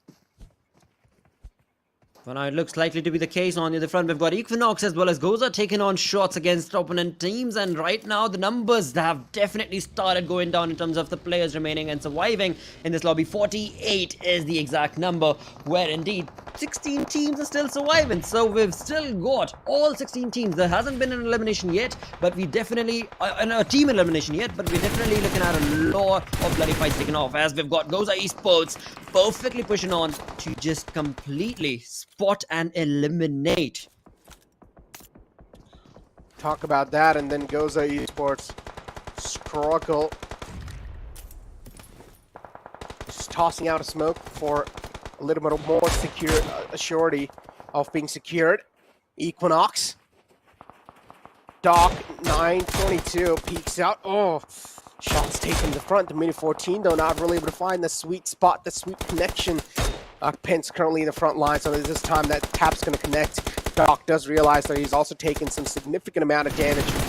Maybe backing off and taking a little bit of patch on himself would be a good choice. But HellRaisers HR, Tears just mowing down the vehicle, trying to blow it up too. The bus will be blown up soon. ISSL Noob Alliance currently in the receiving end, Blotter. Well, this is not looking good once again for the side of ISSL Noob Alliance, where indeed the previous game they finished on the 15th spot in the top 16, and right now it seems like the Molotovs and the lot of hurt coming in from HellRaisers is definitely turning into a lot of tears for ISSL Noob Alliance. Not looking good, as we've got Jimmy, Razor, as well as Mamta right here in the small little ditch, but for how long as HellRaisers next? Look at that. What a perfect aggressive approach from the Vlad right here with the UMP in his hand. He's just going to be absolutely demolishing and annihilating as his teammates come in for the rescue, and tears are going to be in the eyes of ISSL Noob, as they've got just that one man remaining with only 10 HP. This is not the kind of position and play that was anticipated from ISSL Noob Alliance. Yet again, getting eliminated on the 15th spot in the second game of the day. Then you have Adnan too, still down to half HP, finally patching himself up, and that was the only first aid he had available in his backpack. Teams now are starting to burn through a lot of their meds, and they don't really have a lot left as well, as MAKPEN Momo will fall down eventually. Cream, they're trying to also get the elimination flowing through. Should be able to as well, because the man was quite exposed. Momo taken down easily. Grim, though, still inflicting pain and hurt in the front. It doesn't seem like they're going to be stopped anytime soon. Equinox sneaks, is able to spot himself, is able to get spotted by the players of Grim. Shots taken out of him too. Finally, he will be suppressed down. The suppression fire coming in from the side of Grim is just so useful. Oh, it definitely is. But Equinox, they have definitely capitalized on the position that was against the players of Marksman. And in doing so, Marksman have been eliminated on the 14th position with zero eliminations. I was honestly anticipating a better play coming in from the side of Marksman, as they were looking pretty comfortable in terms of the information that they've been able to accumulate against their opponents. But I guess I was a bit too wrong. On the other front, Equinox now are going to be stopped in their rotation as they get one team eliminated. They now have to deal with Grim's approach, as what Grim's Sujal is doing right now is just the utility advantage and utility approach. But where are his teammates? I want to be able to see his teammates, as we see in the minimap. They're divided, but Sujal, he is not stopping in the tracks. He's dropped and drops next in already, but that is it. Numbers going once again in Equinox's favor. Grim's audacious ball. Confirmation there, Kenzos moving around, marching in the front. Equinox, the confidence is all-time high, currently touching the Cloud9 too. Equinox, tough to stop. A pack of soldiers just moving in with a lot of confidence, and know that they're currently some of the best teams in the lobby. Ended things off on the first place, even in the top 32 to enter the grand finals, and now even inside the grand finals, they're able to kick things off pretty well in the game of Wrangle, and so far in Miramar as well. They're doing a great job of survival with their firepower and also the sure instincts of navigating their way around the circle. 13 teams alive and 26 players in total. HellRaisers HR2 currently with the high ground. A lot of info to work around with, Blotter. They definitely do have this advantageous position working for them, HellRaisers, but will it be enough? Because HellRaisers, they have already got a lot of hurt in terms of the way that they've been able to rather push against the teams and the fights that they were part of. Divided fights is what they were. But right now, this is their moment to shine. Right now is the moment for them to prove to this entire lobby that, yeah, as soon as we're given the advantage, we are definitely going to deliver. But for now, it seems like Brilliance, the two-man players, two-man army right here from their side, are slowly but surely utilizing those utilities to get into the center of the zone. The closer they get to the edge of the zone, they are going to be in a better spot. But Equinox, they have made it. With the numbers advantage once again working in their favor, this team have made it from the south as they try and take on this compound from Roar. And Equinox straight up just ramming their vehicles inside Roar's compound. This is the enemy territory, but Equinox doesn't care. They're just straight up looking to rip through. They're looking to shred them apart, and that's what they do. Roar soldiers couldn't even stand a chance. Equinox easily able to rule them out the game. HellRaisers HR, though, they're also starting to sweep their way through. They spot out the players of Equinox in the front. Little shots taken. That suppressive fire definitely helping them keep their heads down. But HellRaisers HR, unfortunately, Tears was left in the back. And Tears, considering GOZA just having a great info to work with, realized Tears is all by himself, and this is their chance to capitalize. This could be the opening that they were waiting for, maybe. But for now, again, when it comes down to the zone itself, from one side, we've got the four-man giants of Equinox from the Mongolian side. As they push on, they have everything in the open, as that compound is going to be giving them quite a lot of information. But hey, we still have to wait because they're at the edge of the zone. The compound is at the edge of the zone. And right now, the zone is going to be shifting in a few moments. But right before we do so, and look at that, we have the Gangsters as they try and take on Brilliance. Brilliance have been stuck in this small little compound for quite a long time, but the Gangsters are like, all right, mates, enough is enough. We're going to push on along. And 2v2 situation has resulted in the team getting eliminated and the side getting 2 points for themselves. But is it a bit too late? As now, it is going to be 1v1 between the Gangsters against Rex and RC. The Gangsters just making it look like it's their paradise. And HellRaisers looking at just get inside their territory, looking to evade their territory. As we do have BY7 in the front. Panda 2, Roshan as well. It's being spotted out. HellRaisers HR need to take things as slow and as cautious as possible. But again, the problem starts for them as the circle this time is shifted away. Or no, scratch that. The circle's right on top of them. Actually, the circle shifts away from the players of Equinox. That means now Equinox will need to cross in the open, and that's when they will be quite vulnerable, Blotter. Whew, this is turning into a really good fight from the side, a really good match from the side of HellRaisers. Indeed, they have been brought down to a two-man squad, but that's not going to be stopping them in their tracks as they still have the information against the players. And as they do, Smart has been dropped. By 7 are not looking that comfortable. Panda in the backline. But hey, before we jump in towards this fight, look at what's happening right into the vicinity of HellRaisers compound. That's going to be the Gangsters against the players of Rex and RC2, where it is a 2v1 situation. And Equinox in the open trying to take a push against the compound. Taken on by 7 is going to be dropped down. At least one of the players is, but we've still got 3 players pushing on. And these 3 players are not going to allow the side of TEG to drop them down easily. We are looking at Equinox though, taking on a lot of utilities, and just like that, they are left with just one-man army. Sneaks knocked out, is also bleeding away. Equinox, now the Sneaks will be confirmed too. Equinox, the final man, needs to keep his toes quiet. Any sort of footsteps heard, and that means Equinox, the lifelines will be cut off. And this is what I mentioned too, Blotter. The circle shifting away from the players of Equinox is going to force them out of their comfort zone, and that's what exactly happened. Equinox forced out of their comfort zone. Kizos, again, is going to be the final glimmer of hope alive to clutch out a situation of 1-on-3. This time gets spotted out in the open, and TEG, they're not going to let any chance let lose. Oh, dude, I'm loving this team and so much more their name. The end game is what they bring to the table every single time we've seen from their side, and that's exactly what they deliver. But hey, on the other front, it's going to be once again back to the sides of HellRaisers against the players of the Gangsters. Now it's a 2v2 situation between these two, very next to each other as they are sitting. The safety net is going to be the compound, but not for long, of course, as the fight is going to be required to be taken either from their side or a third-party situation, perhaps altogether. As HellRaisers, we've been looking at them bringing in a lot of information and attention, actually, from the side of By7. So maybe By7 could have a third-party situation between these two teams. Still though, 5 teams alive with 10 players in total. HellRaisers HR now against the players of Gangsters. And Gangsters, oh, they actually crumbled down. Next is able to get the fallen man. And now Next looking to take out another man too. Smokey V2 still knocked out. On the shot, on the other hand, we'll get the confirmation flowing through, and they'll scratch that. Next is still alive. Adnan right on top of the building. Does realize there's a rest being stuck so far. Adnan now in an aggressive footing. Nishan catches a bullet right on his dome. Will be taken down quite low. Adnan on an aggressive page. The player still knocked out. Adnan realizes the fallen man needs the help, so he will go and give the fallen man a hand.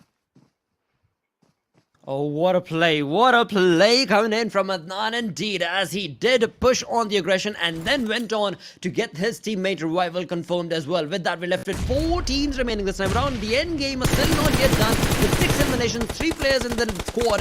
They are rushing and pushing, but hey, you better be cool about your approach because you do need to keep a very clear eye on your flank angles, and that is something that TEG did not do so gracefully, and indeed they were punished just a little. But hey, it seems like HellRaisers are the ones who are going to be getting the last laugh of this fight, as the Gangsters get perfect flank on them. Exactly, it's the Gangsters' paradise blotter, and no one's going to be stopping Gangsters anytime soon. The guns are blazing from the side of Gangsters, but as they're also getting charged on by the end game, are they going to be able to end this game this time? And yes, the end game, they put the final nail in the coffin, and they end this Gangsters' paradise, as the end game are going to be able to get the chicken dinner of the previous game.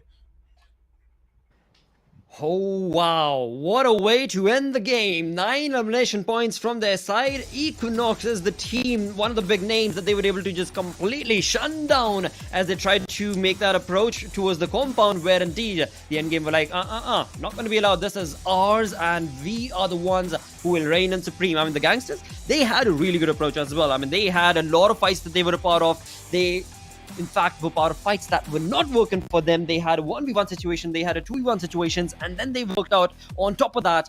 And then, of course, it was the end game that came in to end the fight and the story that the Gangsters were creating for their side. And this is quite huge too, Blotter. The end game is a team coming in from the Philippines region, which a region we haven't really seen a lot, Blotter. And I personally do want to see a lot more of that team, because the end game, the way they played, a synergistic play, a well-coordinated, a well-synced play, they look like a well-oiled team in that previous game. And also Zone somewhere down line helping them out a little bit, but still the end game, the way they kept their composure till the end and realized there's only 2 players and they're also quite hurt, instantly pushed on in, and the Gangsters got taken out from the game, and the end game were able to come out on top.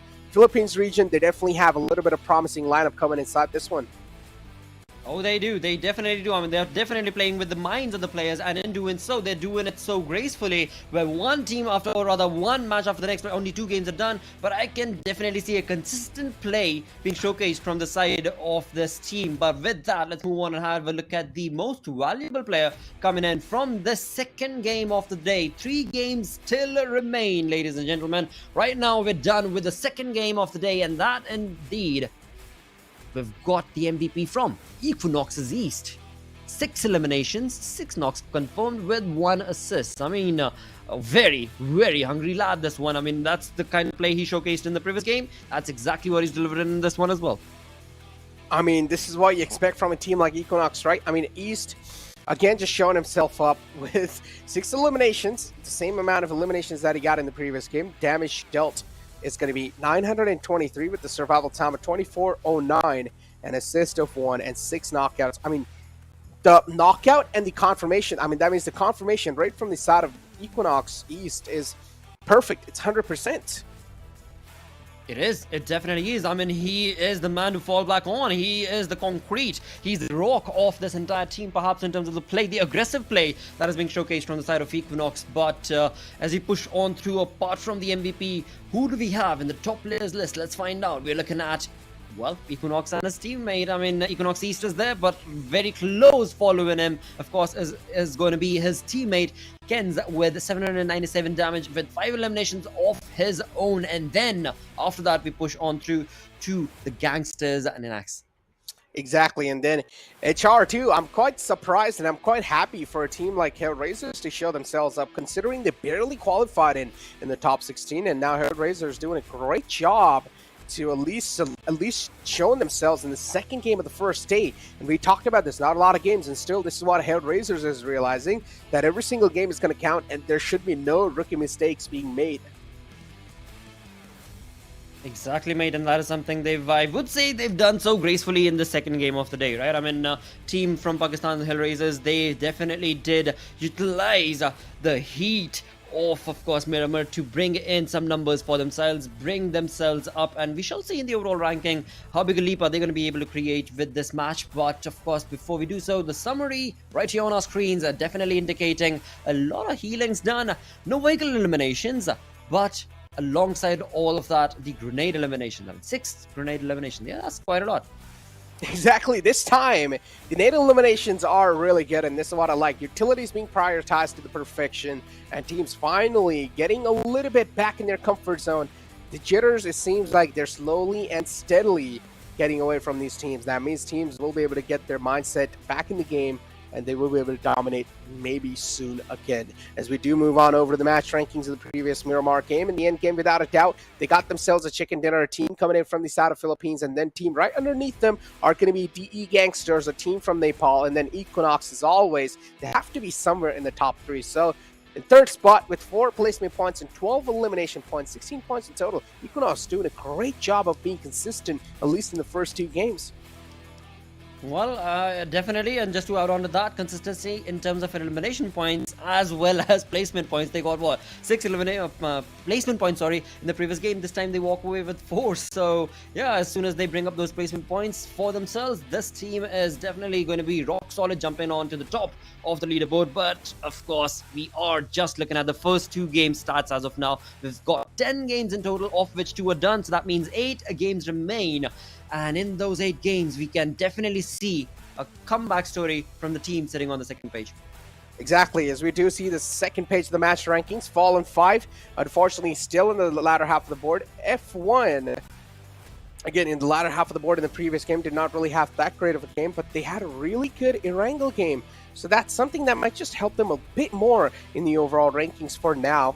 4 Nepali boys as well right underneath, and MAKPEN not having the game of their lives. We saw MAKPEN as well getting a little bit of spotlight, but they were not able to use that spotlight to its maximum potential. True, absolutely agreed, 100% agreed indeed, because that was a really good opportunity from the side of MAKPEN to be able to capitalize upon, but sadly they were just not able to deliver. But again, it is just too early to talk about things that have gone wrong, because they're still trying to understand what sort of a rotation and play maybe is being made from their opponents, or they want to make.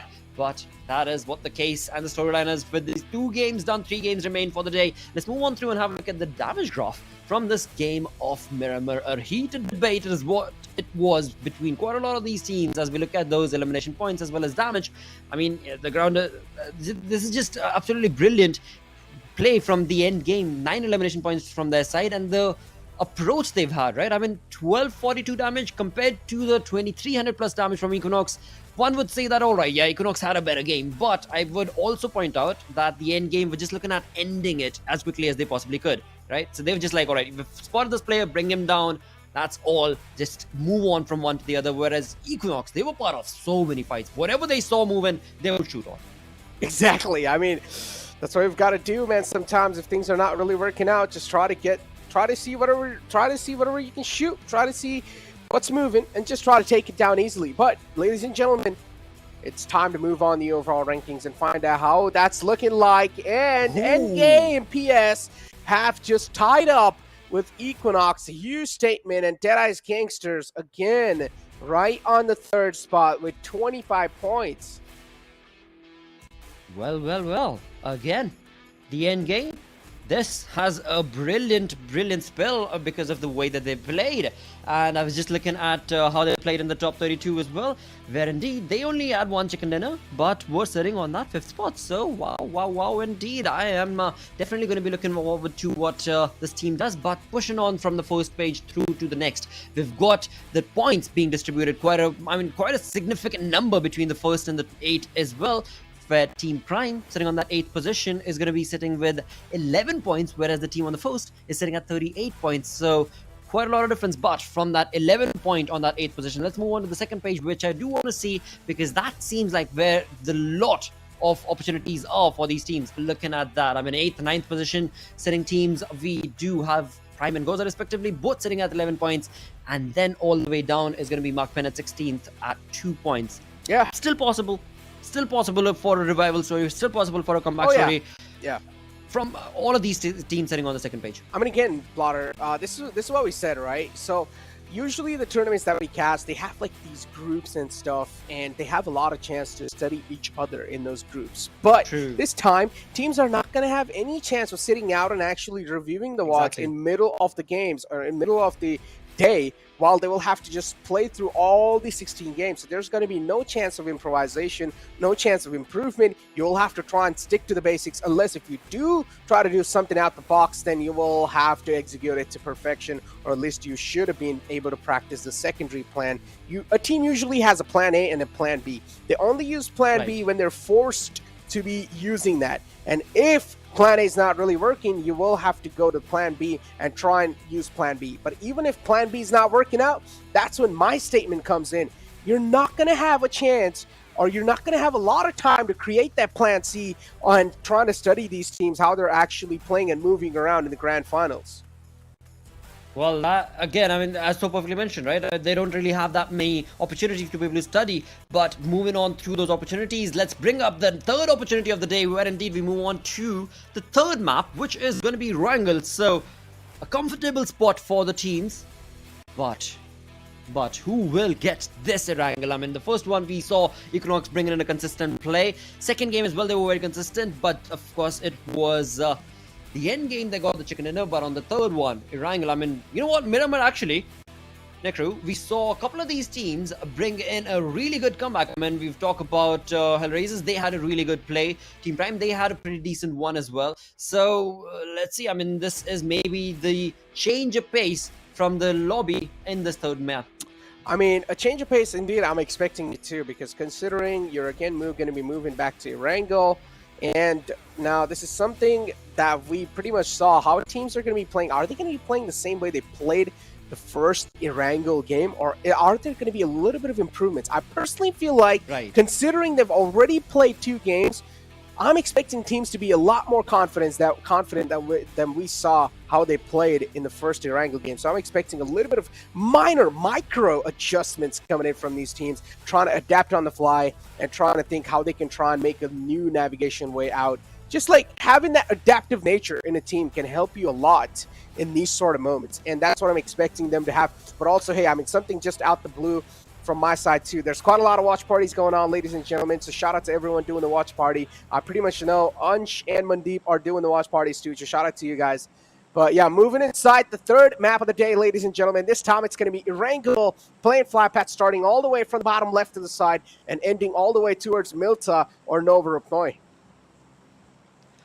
Well, once again, it's going to be definitely favoring the teams that are sitting on the southern, or rather like to sit on the southern side of the zone, and southern side of the map is what is going to be clearly available for these teams to be able to capitalize upon. But will that be the story that they are going to be marking for their own? Will that be the case, or is there still a chance for a different play and pace from the side of these teams? For now, again, we are looking at just the second Wrangle, just the third game of the day. So it's still too early to anticipate as to who exactly will be the one sitting at the top of the leaderboard by the end of the day. But right now, as it comes down to the first page, we've got two teams sitting on the primal spot, sitting on that first position with 38 points, and that itself, well, clearly kind of draws the line as to what the other teams are doing, because these teams have been able to accumulate 38 points, whereas we've got really good names sitting on the second position with 11 points. We've got teams sitting at 2 points, 6 points.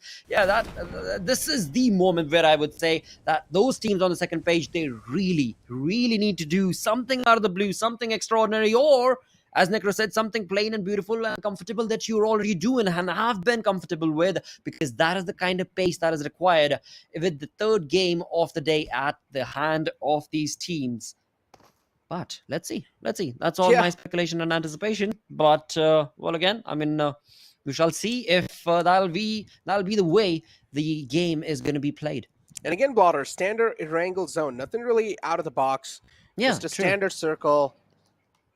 And again, this is something that we really need to now talk about. The plane flight path started all the way from down south. The circle is standard, so that means the majority of the teams, they will need a little bit of time to fly on through. For now, they will. For now, they definitely will. But look at that Georgia pole space, mate. We've got By7 right there, and right next to them, we've got another team. And it seems like we maybe could be looking at some early contestations right there as the team of By7 try and exit the Georgia pole region. Apart from that, when it comes down to the way the teams have dropped, I mean, we're clearly looking at these different colors. But looking at those colors, we can clearly see that few of these teams, they have a really spread out approach, and that is exactly what I was going down to production, as we had Grim very close to the players of Rex NRC, where in fact Rex NRC's player has actually jumped to I guess to a different cause. I'm not entirely sure, because his teammates are nowhere around in the vicinity. Grim, Mr. Zrox, really crows. Grim too, they've realized, they've sensed some presence around them, so Grim as well, every single move that they're trying to make, they're making sure they're not really giving away a lot of fit kills away. Instead, trying to play things really safe and cautious. They don't exactly know where the enemy is positioned too, so this is something when you really do step inside enemy territory, you got to make sure that you have the maximum amount of info. That will also give you a lot of confidence moving inside in that battle.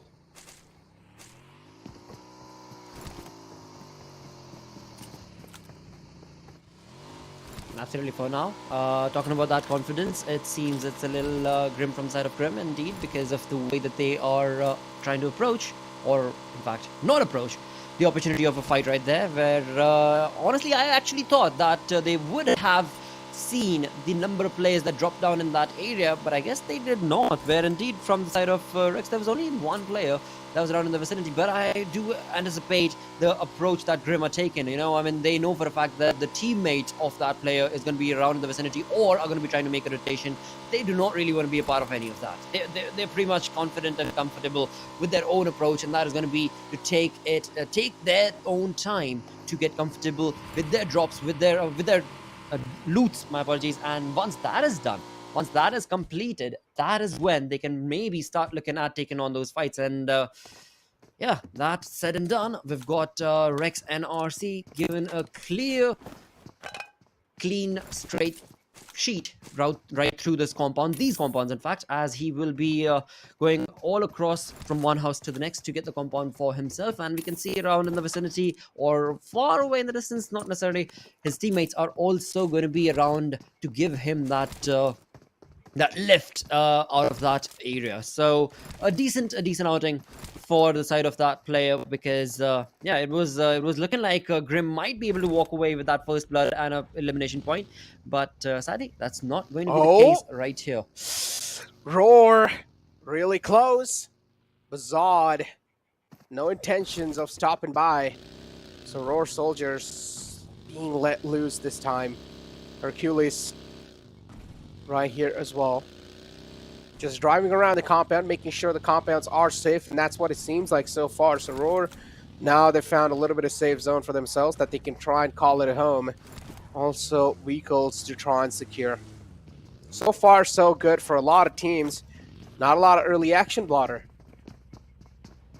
Absolutely. I mean, you pointed it out earlier during the day as well, right? When it comes down to the number of matches that these teams are given the opportunity of playing, it is only 10 in total, which already has dropped down to 8, counting this one. So, yeah, it is definitely fair for these teams to take a slow pace from one side of the zone to the other because of, again, the number of matches that are available at hand. And the $50,000 prize pool itself is also going to be a little bit of a dread that these teams are going to be looking at. Or maybe not, because we do have finally some first action play being showcased right here, where indeed it is going to be sadly F1.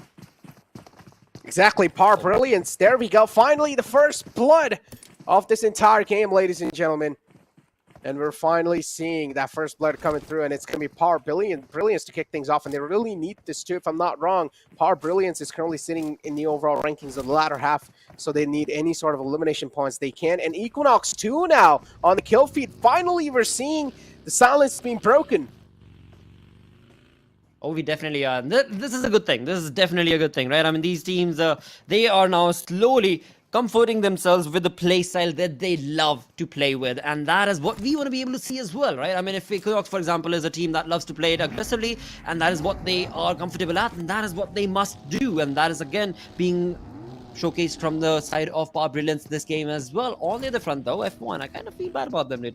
I mean, the previous game, they did not have a good play because of the only 3 players of theirs were part of the lobby, and this time around as they try and move on along, and same is the case for Grim, and it is going to be this Smokey who will be able to stop Grim's approach, and Sandesh is out back, is going to try and get that revival and cover, but is it a bit too late as he's also going to be caught out all by himself with 2 players from the side of the Gangsters just easily dominating against Grim's players, and Grim, ouch moments from them, of course, because they are now left with just a 2-man squad, and the Gangsters, easy 2 elimination points from them.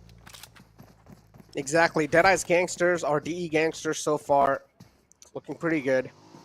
16 players remaining, and Gangsters, they get a little bit of more blood on their hands. And why would they deny it? Grim again, one of the players being caught out in the open. Nishan, he is making a run out in the open too. Cannot afford to be there.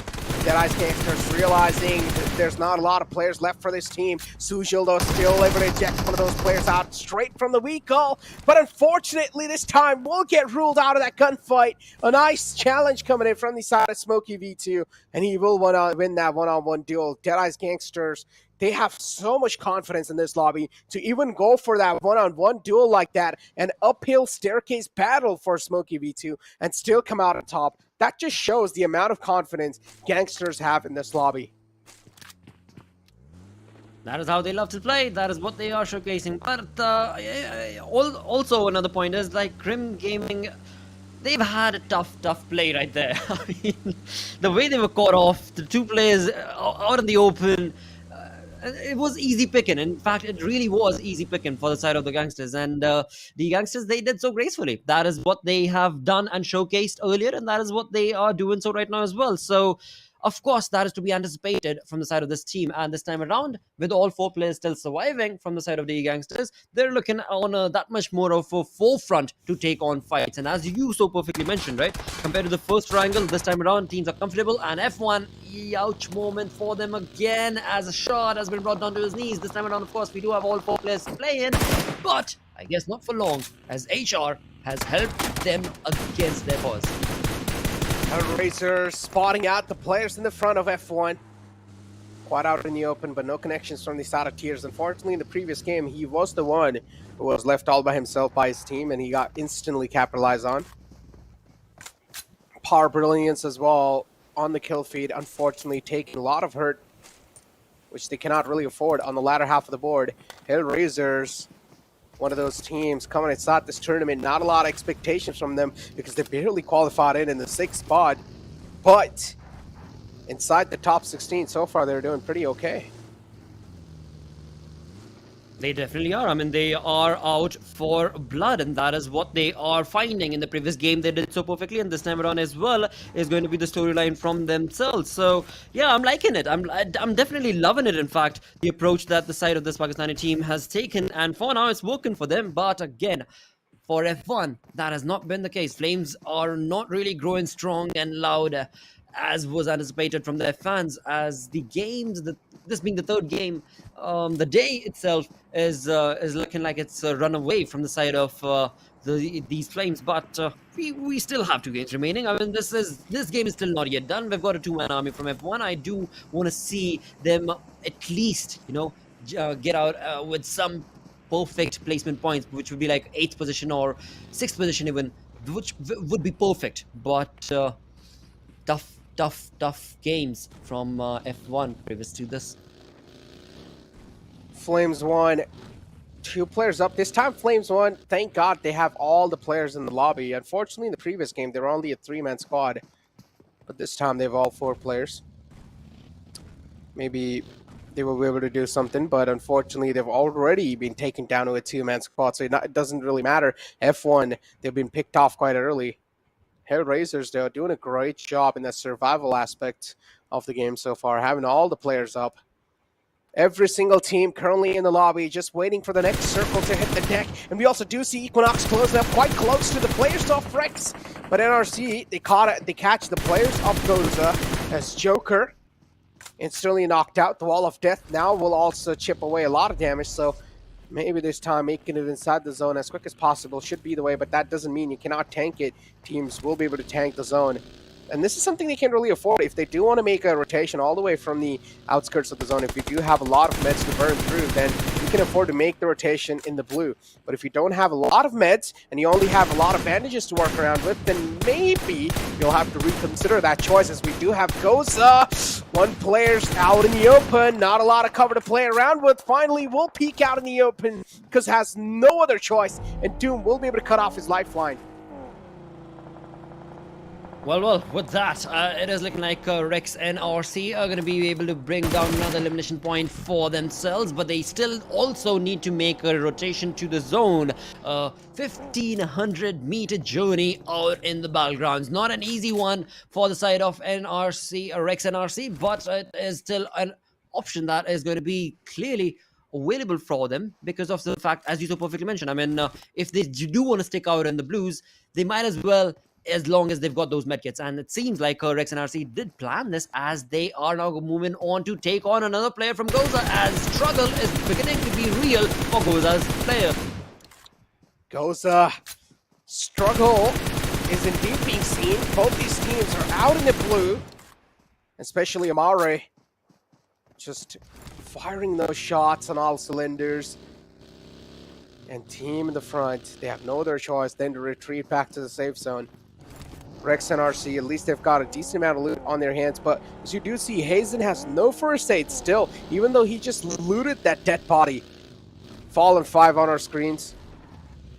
And they're as well on the latter half of the board, so Fallen 5. A lot of teams, Blotter, here they're currently in the red marker, which is the latter half of the board. And they have so much to prove. We talked about this, Blotter, and I said this too. I'm going to let the first 3 games slide in. That means this Erangel game, I'll let it slide in. I'll be like, all right, it's okay. Maybe it's just a jitter. But the final 2 games, which is going to be Sandhawk and Erangel again, that's where I'm going to be a little more critical about my words. Yeah, I'm not too far away from that statement at all. I mean, I am looking at this game as that rock-solid marker where indeed, if these teams on the second page of the leaderboard as of now want to be able to prove their worth, this game they better start, turning and churning along in terms of those coils that need grinding, and that is something that I'm hoping will be starting this game onwards. And as you mentioned, I mean, Fallen 5 is definitely one of those teams that do want to be able to definitely have a good game. But right now, it is the Gangsters. DE Gangsters have been able to dominate as of now in terms of the fights that we've been witnessing on this map of Irang. And this is exactly what and how they do it. They have the numbers advantage. They push on with the perfect communication and synergy, and that in doing so, this time around, it is going to be ISSL Noob Alliance, who need to really deliver a perfect play if they want to be able to survive this onslaught from the side of this team. But DE Gangsters, they are prepared. Same is the case actually, which can be said for the side of ISSL Noob, but they have a 2-man split in these 2 compounds. So Alright, so it's a 2v4 maybe, because the way DE Gangsters like to play, they are all about the numbers working for them. And yeah, Gangsters. Look at Noob Alliance too. Lucifer not even moving a muscle. Finally, will spot out QI right in the front. And he will strike like a venomous snake. But the snake instantly being silenced as well. Gangsters, the capitalization, a quick realization coming in from their side. But Jimmy is also cooking up an hit.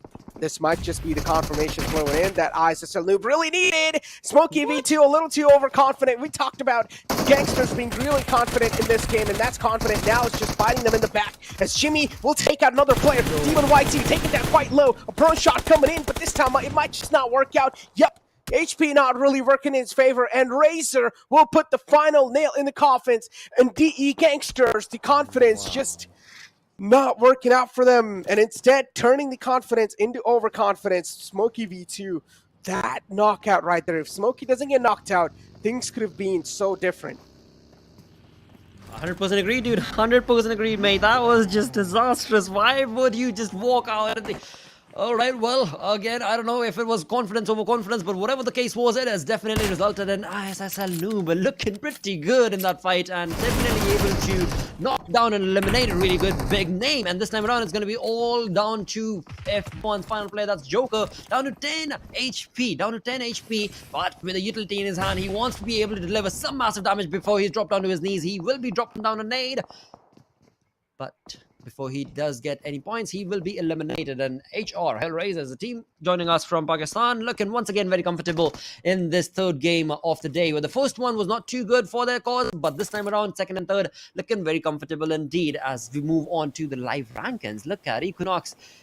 The numbers are theirs, of course. They've already moved on and mowed down two players. Well, I shouldn't really say mowed down because I don't really know how they got those kills. They have been able to eliminate two players and get those 2 points for themselves. So in the lead, they definitely are. But we're still looking at 13 teams in total still surviving with both zone opponents. Exactly, and a nice knockout from the side of Roars to kick things off, but a return knock coming in from the side of NEP. Roar Soldiers now trying to fight back and get another one. Oh, the nade from the Savage will catch another one. And another man falls down from the side of NEP, and this is something they cannot really afford. A lot of casualties, and that's what they're getting onto themselves so far. Roar doing a great job defending this compound. If the flag just straight up posted on this one, it's Roar's compound, and if anyone tries to snatch it away, Roar will take care of them easily. Roar for now on the defensive stance, and they are able to defend it so well too. Absolutely, they did. And again, I mean, I really don't even want to commend the approach coming in from the side of four Nepali boys, because the way that it's just so unsynergistic, mate. They just went down one by one like a production line, and then they went one by one as well in terms of the way Roar approached. Of course, it was absolutely brilliant, but the safety net of the compound absolutely helping them. But all right, looking at that zone, MAKPEN, this has to be your approach. This has to be your game. This has to be dominated and dictated the way you want these opponents to be playing it out. But they've got one big name, or rather, well, actually, they've got a couple of big names, but one of those big names is going to be ISSL Noob right next to them. And then it's Equinox that has been caught out at the edge thanks to the ISSL Noob player and position. Exactly. Look at Team Prime now. Just blocking the sights in the front. They do know there's the enemy available, and they're quite on the edge too. So Team Prime, maybe they do want to make a mature choice and actually prioritize the zone first. And this time it's Brilliance who are back, face to the zone. And the wall of death now is going to start to close in. So Brilliance with no other option. They will need a straight up book inside the next zone, and that's what they're doing. But a lot of teams are in the front too. So Brilliance finding a safe way to navigate. That's going to be quite a tricky way. It definitely is looking tricky, but I guess not too difficult as well, because they have been able to actually move away from quite a lot of those big names, but they were going exactly into the crosshairs of Equinox. When we come back to that, as we've got ISSL Noob once again on our screens, a two-man army against the players of Team Prime. As we've just looking at the way Team Prime were moving on from one fight to the next, they are looking on to the numbers advantage. They will be able to take that fight all together as one watch. There we go. I mean, you said, huh? I thought you wanted to chime in, and I stopped. I'm sorry. No, I just said, oh, he just took so much damage, and yeah, this is exactly why I said that. Noob Alliance just getting wrecked out, just getting taken out from the game easily from Eli 7, which is Team Prime.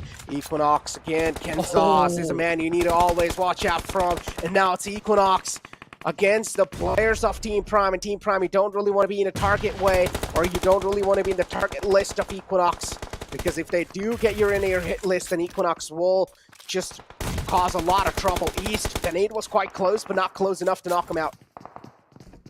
Look at the way the end game is playing. They absolutely utilize those advantageous positions that Equinox makes for themselves, and then they try and backstab the position that Equinox makes for themselves. And the kill feed, we just saw the side of the end game taking on the players of Equinox, and we're able to actually knock down a couple of them as well. Yeah. But before we move away from there, we still do have Equinox in the lead in terms of the eliminations that they've been able to accumulate. Team Prime not looking too good, as they were looking to get some points for themselves.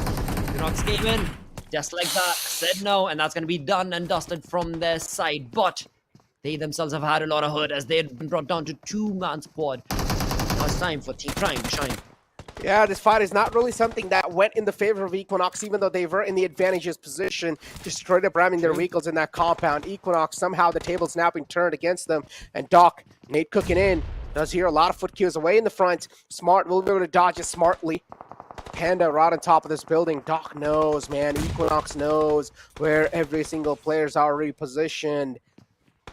And Doc still hiding in a corner, taking things slow and cautious. Does not want to risk any chances of losing this one, because Equinox, they're down to a 2-man squad. Not a lot of manpower, but the nade will crawl right next to him, and a smart nade again from the side of Smart. Another nade will be able to get the confirmation flowing. Great job done from the side of Team Prime to just handicap a team like Equinox. And they do need these numbers. I mean, they haven't had a good first 2 games, but this is definitely looking like the top Prime play coming in from the side of Team Prime, and they are absolutely utilizing those positions. But now they need to be on the move. They need to be on the run as they try and get into the zone. 6 teams remaining as this Team Prime jumps into the zone. We've also got HellRaisers right around the vicinity to be who are waiting for them, but it seems like Z trying to make that rotation has been caught himself. That's going to be none other than Doom Esports, and Doom Esports with 4 players of their own surviving with 6 defeats confirmed for their side. Well, they are going to be trying to bring in a little bit of hurt, but it seems like not before Team Prime takes their half of that fight and walking away with numbers. But now they are out in the open, and as Team Prime tries to get into the zone, Doom ESP have the final say. Exactly, Team Prime, unfortunately, Smart is the only glimmer of hope alive so far, and the vehicle gets blown up by Doom ESP. Doing a great job so far. 7 eliminations wrapped up from a team like Doom. And this is what you expect. Doom is always able to dominate on the grounds of Erangel. This is their home so far. And they're looking the most comfortable in Erangel too. TEG, the end game, as you did mention, they were able to dodge, or they were able to avoid all sort of ice so far. They like to play the survival game. They like to rely on those survival instincts, and so far, they're doing a great job. They have been doing a phenomenal job in terms of the way that they've been able to push on into those final moments of the game, and that is exactly what they're doing so this time around to end the game pretty much. And right goes into the vicinity is going to be the players of Doom Esports, where indeed this play right here is keeping us cool, but I guess not for long, because Doom Esports, Akazi has seen him and spotted him and sprayed down all of the coolness that was being showcased from the end game player, and of course is going to be the case for his teammate as well. But thankfully his teammate will be able to get his health all the way back up. But will that be the case for the cool parade from the side of nope? Wow. Yeah, look at Akaze. What I gotta say. Yeah, look at Akaze too. I mean, he has a really nice high ground to play with. Talk about stars aligned at Doom so far. They're able to wrap up so many elimination points too. Having one of the most advantageous spots, having a nice high ground to play around with. It looks like Doom, they're doing a great job capitalizing on these positions. MAKPEN's going to be a team in the front. And Akaze, somewhere down the line, has heard the footsteps around. So doesn't know how to navigate his way around this fight. But we'll need to watch out from the open fields too. You cannot really have your back turned on those. Tough position these teams are in. We've got 4 teams remaining. 2 players coming in from the side of course, MAKPEN. We've got the side of Doom Esports absolutely spread across this area with all 4 players still surviving. And right now, those players are going to be jumping on to the position of MAKPEN. And in doing so, it is going to be GG's. Good game, well played, MAKPEN, as they have been brought down to a one-man army. And Doom Esports, they're bringing in complete destruction and damage all across this zone, where they have brought down all of the opponent teams down to just a one-man squad. Doom ESP, as I said, Erangel is their home ground, and no one's going to be able to steal it away or steal the trophy away this time from Doom ESP. In the first ever Erangel game that we kicked things off in the PMCO, they had 15 eliminations, Blotter, and this time too, look at Doom. They have such a lot. They have so much confidence, and it makes sense too. Doom, they've been doing so great, and oh, a nice turnaround, just turns around and slaps him right in the face. MAKPEN eliminated out the game, Blotter. They have been eliminated. Who would have thought that team that was looking pretty good? But hey, Rex and Aussie, they have the final say. But Doom Esports, this team, they do not stop. They do not let any of those other teams get out of their crosshairs. And easy picking is what it was for the side of Doom Esports, with 14 eliminations. 29 points is what this team's got in the third game of the day. And I'm not even surprised. They're a Mongolian team. And when it comes to the elimination points, again, Mongolian teams are known to have a lot of confidence. And when it comes to Mongolian teams, they're known to also wrap up a lot of elimination points. And that's what Doom ESP is able to do so far. There's only 2 Mongolian teams in this entire competition, but these 2 Mongolian teams are wreaking havoc in this entire lobby. They definitely have been. And with that, we've got 3 games done for the day. We can clearly see which side this first page, at least the first page of the leaderboard, is going to be shifting and moving towards, because of the way these teams are playing. This is just ludicrous damage that they've brought against the entire lobby again and again. And you know, the consistent play that is being showcased from the side is I mean, I don't want to say it like that, but it's looking like the Mongolian domination is going to be showcased. Again, probably, because Doom, 14 kill game again. And in the first Erangel game that we saw, Doom had 15 eliminations, but unfortunately not a lot of placements to back it up. But this time they get 14 eliminations and also a chicken dinner. Doom, man, what a statement has been made. Erangel is indeed their home, because they kind of faltered out in Miramar, but in Erangel they bounced back even stronger. They did so. With that, let's move on and have a look at the most valuable player, the MVP, coming in from this game, the third game of the day, where they've got Akazi. Now, you have to really, point out the way that he was able to stop the players of the opponent team and were completely hunkered down. And I believe it was Team Prime, if I'm not wrong. But overall, I mean, again, Doom Esports, every single time we saw this team, they were bringing down heads, right, left, right, and center. Exactly. I mean, they were. And Doom Esports, they're looking like an unstoppable. They're like a freak of nature.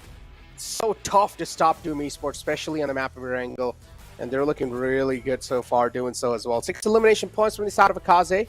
And damage dealt is going to be 980 with the survival time of 24-36, assist of 3, and knockouts of 5. Akaze is here to prove something, and he is not going to leave anytime soon.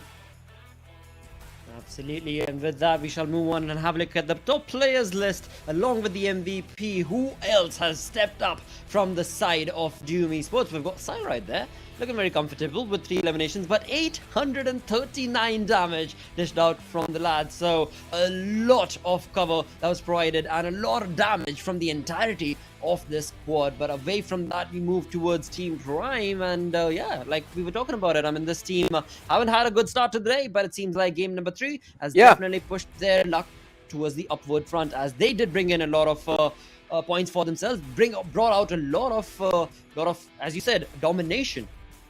Exactly. And Team Prime, I mean, they were able to flip the tables. They were able to flip the odds against the players of Equinox, even though the odds were favoring Equinox. Equinox, they charged in inside the compound, but Team Prime, in a defensive stance, did a great job defending it. They did so perfectly indeed, and MAKPEN again, I mean, this is the game where I did genuinely think if MAKPEN were able to stop Equinox in the trek, they could have had this game. They had a really good placement into that zone, but yeah, sadly it did not really work out for them. Exactly. I mean, it doesn't really work out, but now we take a look at the match summary blotter. 4 grenade eliminations, that has to be something that I always look at, right? 2 airdrops looted, but we did not see an AWM action yet. And I want to see that skull-cracking AWM in the action soon. It's probably going to be around pretty soon, mate. It is definitely not too far out, that's for sure. As of now, as we move through the match summary, I mean, the vehicle eliminations, you know, that is something that I'm looking forward to in the map of Sandhawk.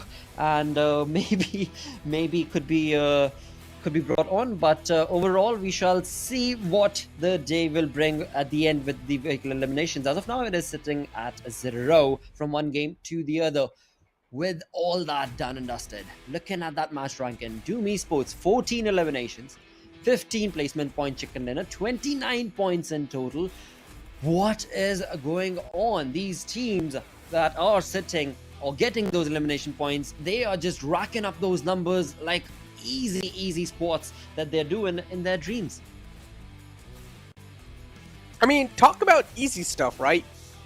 I mean, Gangsters.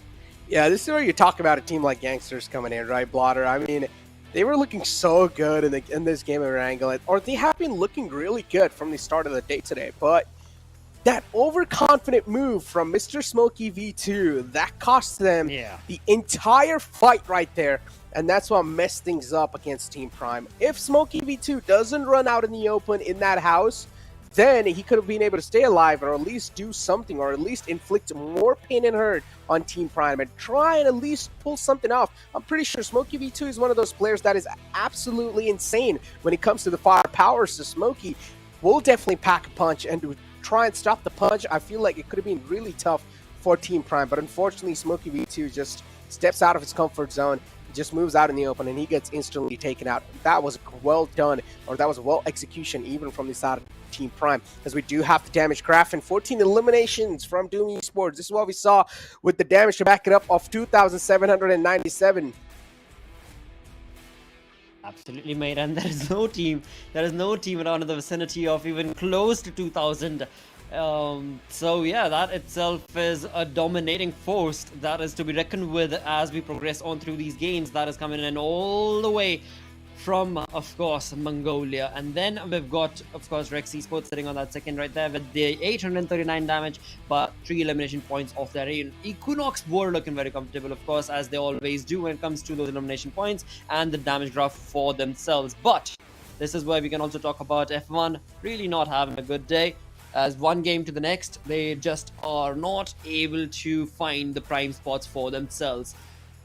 But hey, I guess it's just the way it had to be. But again, it's not too late. I still do want to see some comebacks from these teams as we've got 2 games remaining.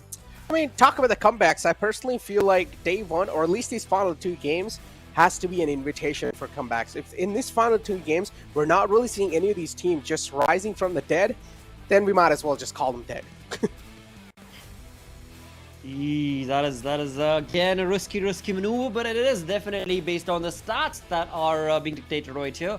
An easy pick-in as well, as we look on to the difference between the first team sitting on that pole position with Doom Esports at 52 points, and the difference between them and the 8th position team is going to be Rex and RC sitting on that 8th position with 22 points. I mean, yeah.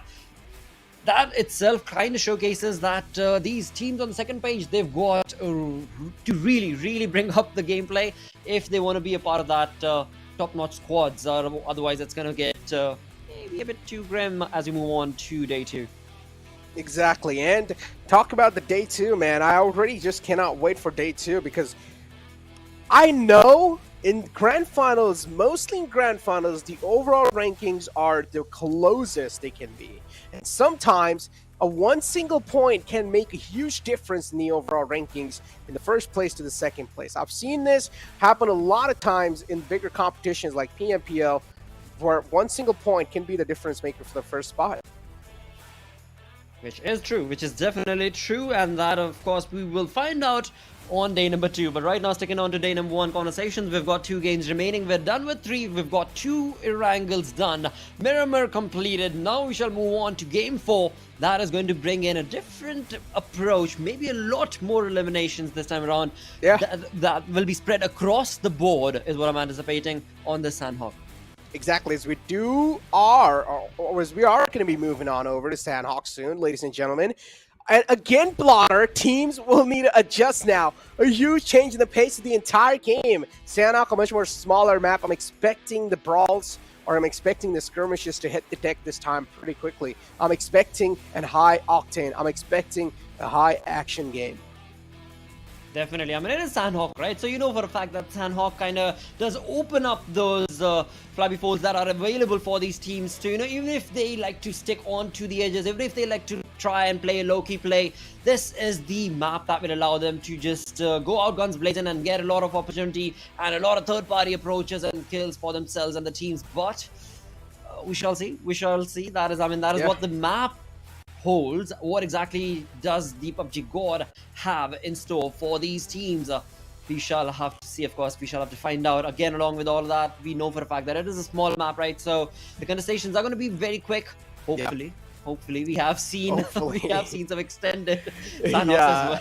I mean, I'm not gonna lie. These days, especially like these competitions being rising so high every single day in PUBG Mobile, is that a lot of teams now are taking a tactical approach, or at least they're finding a way to take a tactical approach, even in the game of Sandhawk. Especially those med strats, Blotter. That's something that will also come into play. So, considering that we are currently in the underdog session, considering we are in the PMCO. I'm expecting a lot of teams to go for those med strat because that is guaranteed placement points. It is definitely going to be guaranteeing placement points, but which team is going to be, which region rather, I'm going to keep it down to that, which region teams it is going to be, that will be waiting and just sticking out in the blues and waiting to get that med strat going for themselves. I do want to be able to see a lot more, action rather than just sticking out in the blues and getting that health all back up. But again, I mean, it's a strategy that has definitely worked out for so many teams for such a long time. So yeah, nothing taken away from that sort of an approach, especially from teams that really need to have a good game, because after all, 3 games are already done, and now we're kind of getting a picture as to where are the teams sitting at in terms of the play style, in terms of the prowess that they bring in to the table, to the lobby. Exactly. I mean, talk about bringing stuff to the table. It seems like, or at least I think the Sandhawk should be lined up soon too, Blotter, because I just cannot wait to just straight up head inside the jungle of Sandhawk and wait for that absolute blood fest, or wait for an absolute wreck fest, because Sandhawk, that's what Sandhawk is known for, as we do have the plane fly path as well in front of us, starting all the way from Nakam all the way towards Mongnai. And a lot of teams, just ejecting out at the start. For example, for Nepali Boys 2, just heading towards Sami. And then you have MAKPEN 2 going towards Camp Charlie. Equinox, on the other hand, though, going on the top left island, a much more safer approach from their side, trying to keep a lot of distance from the other teams. Absolutely, and that is again going to be a good thing, at least for now, in the initial few moments of the game itself, of course, wherein the teams have the opportunity. But again, it is a small map.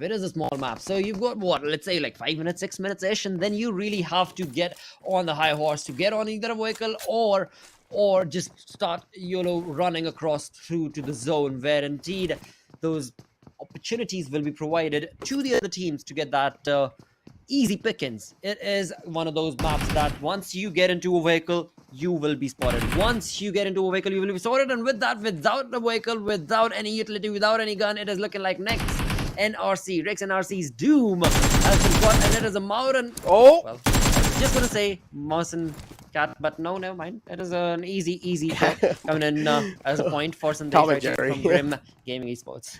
Yeah, it's a Tom and Jerry chase. It was there for a while, but finally the dramatic cartoon scene has ended, and it was Sandesh came out on top. And Grim Gaming Esports, okay, showing so far, but again, if we talk about, we're already done with 3 games, and now we're moving on to the 4th. Teams will need to amp up the pace. Teams will need to amp up the aggression as well, because the way they're playing right now, it is definitely not enough. Something needs to be changed again. As I said, if plan A is not working out, shift on over to plan B. If plan B as well is not working out, shift on over to plan C and try, or at least try and make a plan C. And it's better to at least try than losing thinking that you haven't tried, you know? True. Definitely. I mean, going to be able to, again, it is a quick 2-day affair, right? So you really want to be able to just move on from one match to the other with just one understanding in the head, that reset. You know, one game done, reset, push on your level best, and then take on the next match and the next map. And that's how you want to be able to approach. But yeah, I mean, let's just point it out. I mean, for the likes of F1, let's say, for example, right? I mean, we have seen this team kind of struggle a little. And right now as well, it seems like they're not looking pretty good. I mean, Alpha Boy, he has been caught and he's out by himself against GOZA Cyclone. So it is a 1v1 situation, but I could not see in the minimap any teammates around in for a revival between those two heads. But before we move on through a fight between those two, we've got Team Prime once again on the hunt, once again on the run and the push. And this time around, they've got the team that likes to end the game. It is going to be TEG, where Cool has been brought down, and the survival story for him at least is not looking good on this map. Exactly. I mean, Team Prime too, they've realized TEG, which is team in game, and unfortunately, yeah, we talked about the survival instincts, Blotter, and that's how the end game likes to play. But in the map of Sandhawk, the teams that do like to play on the survival instincts, they're forced out of their comfort zone and actually take the fights. So this is something that might just not that might not be a map of the end game, because again, as we do know, they like to take things slow, and Sandhawk is not a slow map. It is a much more faster map compared to Erangel and Miramar. So we would rather want to go for a mech strat if I am the end game. Perhaps we could still see that play coming in from the side of that team, but right now we've got the Gangsters. The Gangsters have been on a perfect ride, and day number 1 is looking very, very good for them. But again, for now, we shall have to see what sort of a play will be brought. There's only 4.5 minutes into the game, and look at how this team likes to play it. The side of the end game, bringing in an entertaining play and story right here, even though they've lost Cool right there.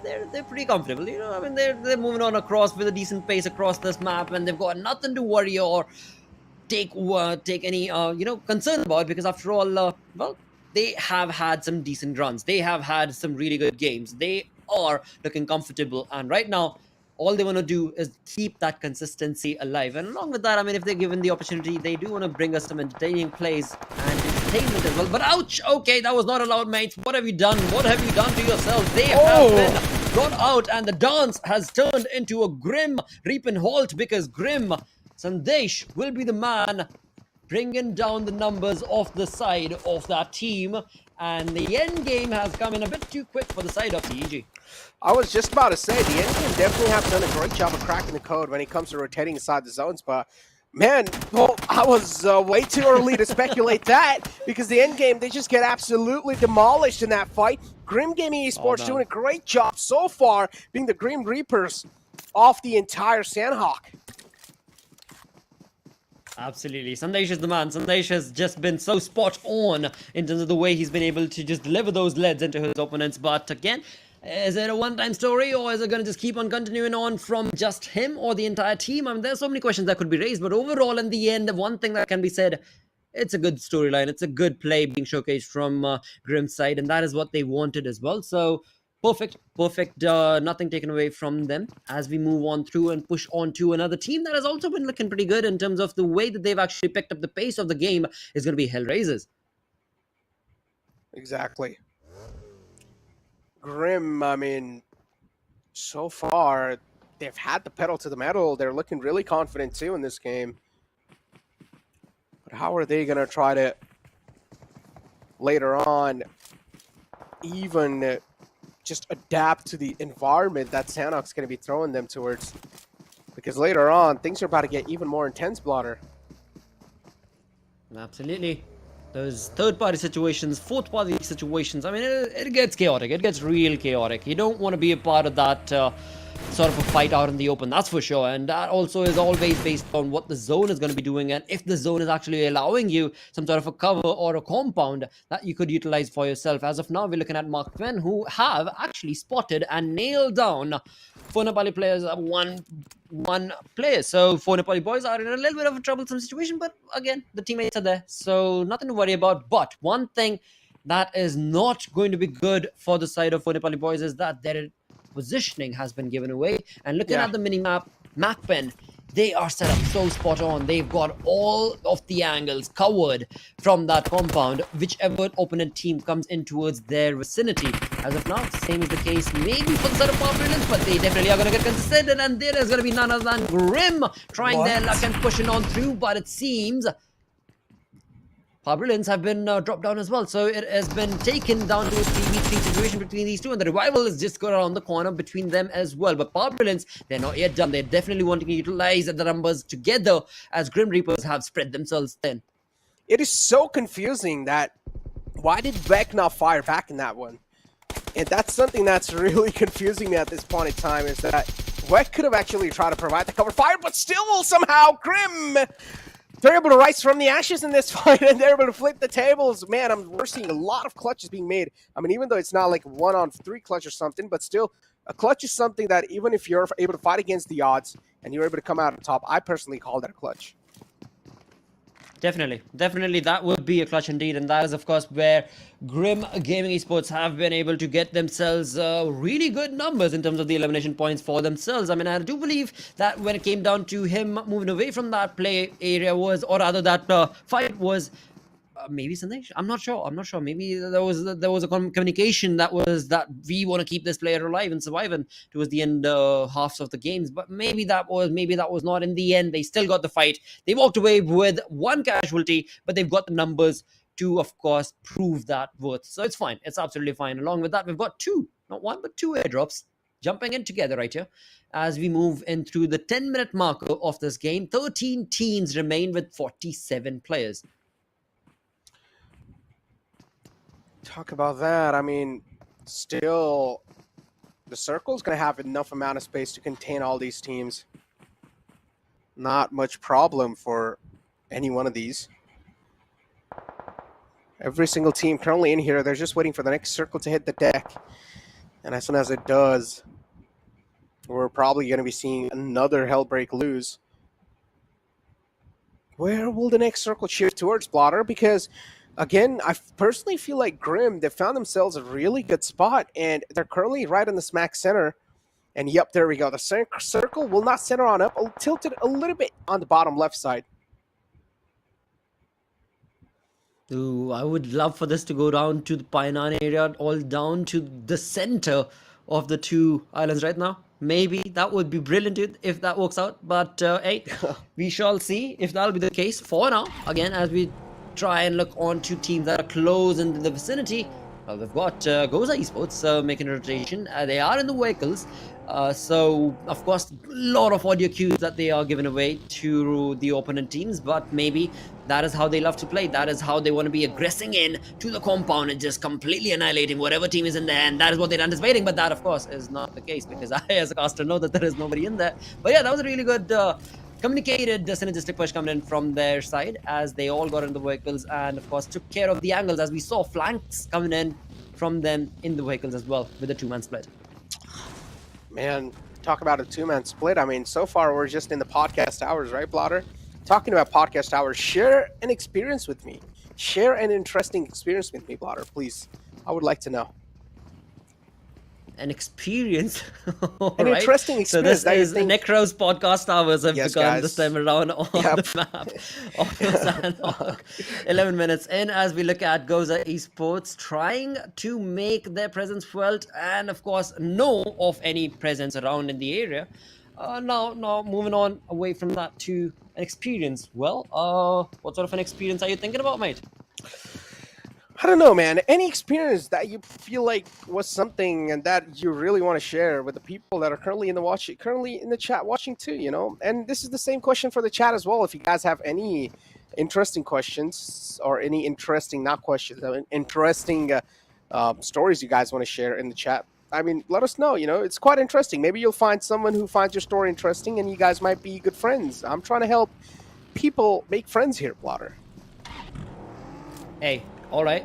To that cause, I'll say I friends. really want to have a chicken dinner tonight, and I really want to see a chicken dinner coming in with you know, with like a lot of masala in there, a lot of chaos theory being brought on into that, and from a team, perhaps.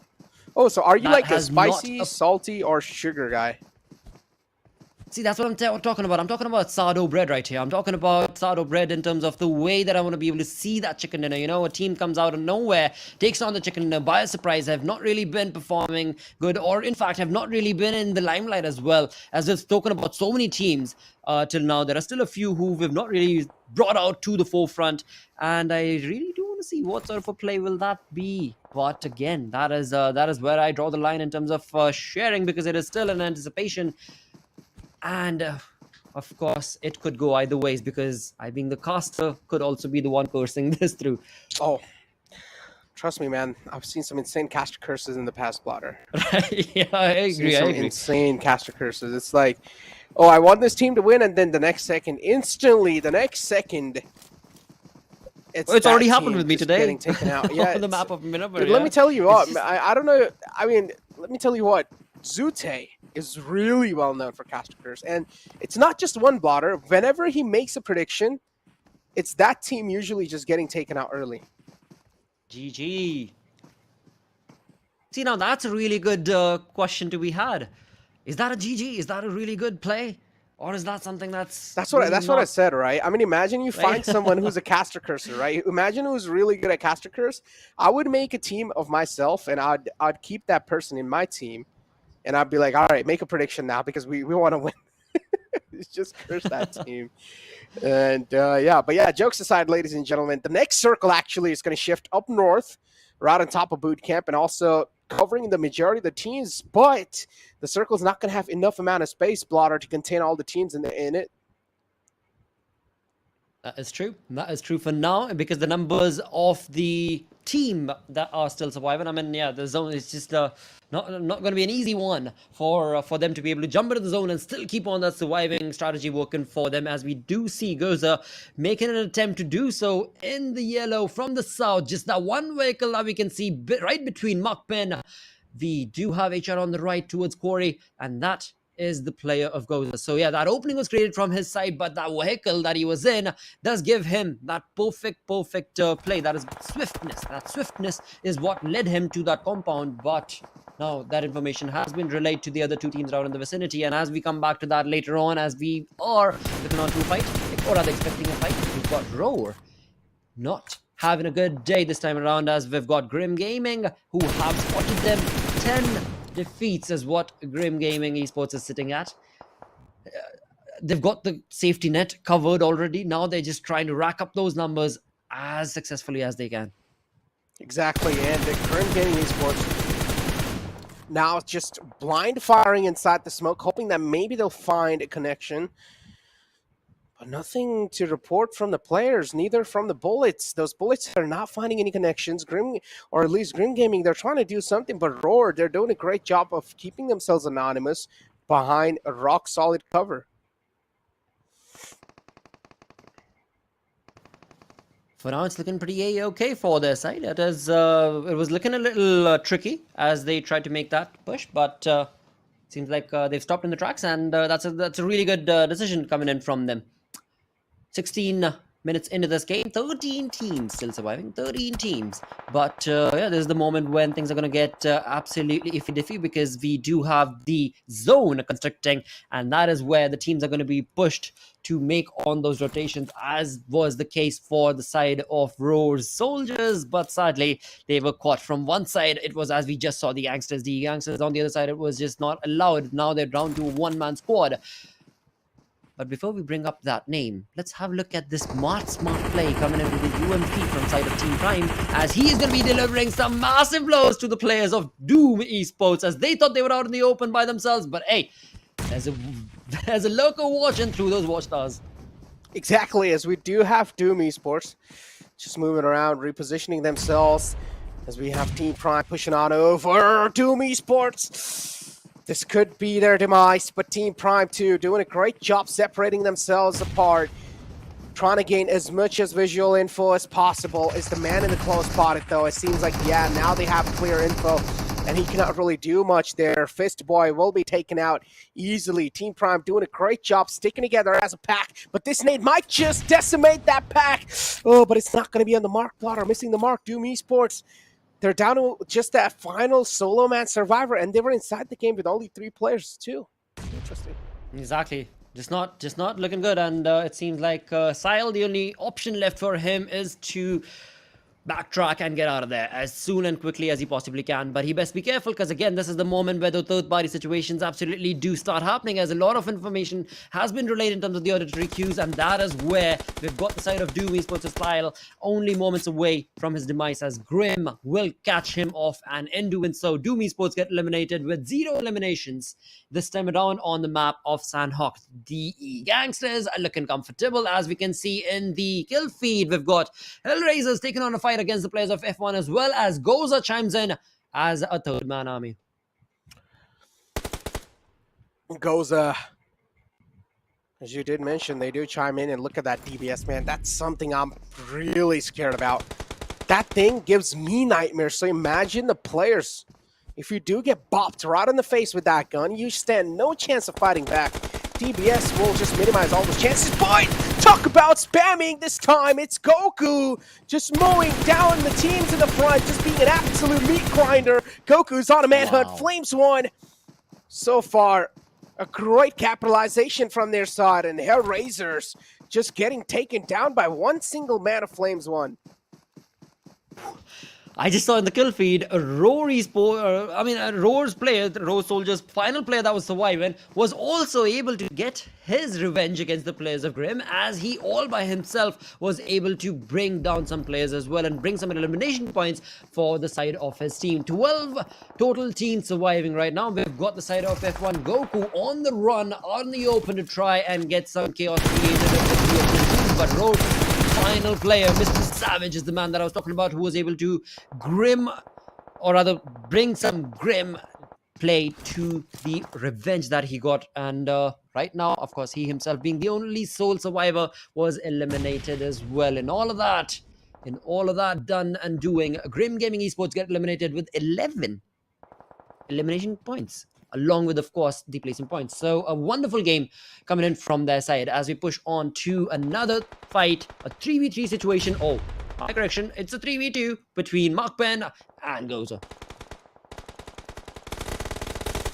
GOZA currently really good compound. I mean, a nice split too. It's a 3-1 split, if I'm not wrong, from the side of GOZA.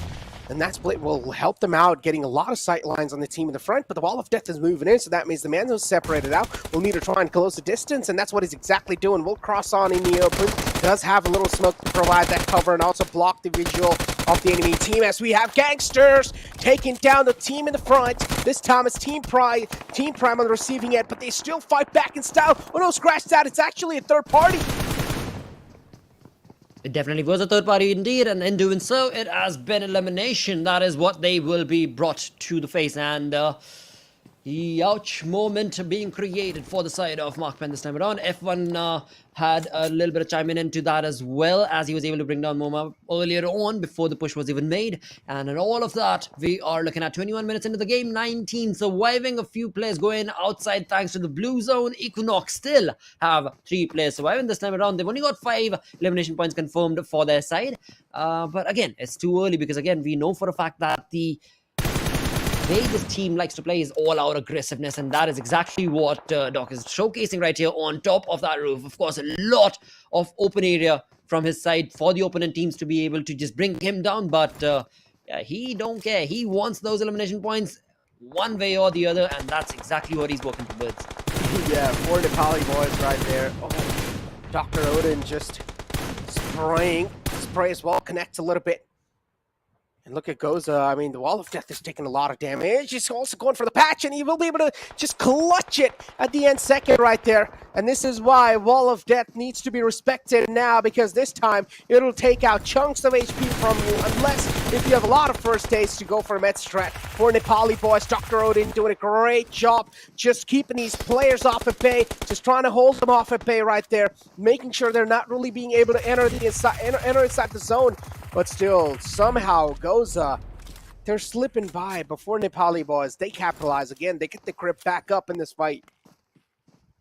Oh, we just got a little bit of glimpse of that map, of that zone, and we've got DE Gangsters looking very comfortable on that northeastern front of the map, where they've got no other team around the vicinity. As we can see in the minimap now, it is the team in the green that once it gets into the zone, DE Gangsters are going to be ruling the way this lobby is going to be dictated in the next few minutes. But right now, they need to take care of one more team, and that's going to be 4 Nepali boys.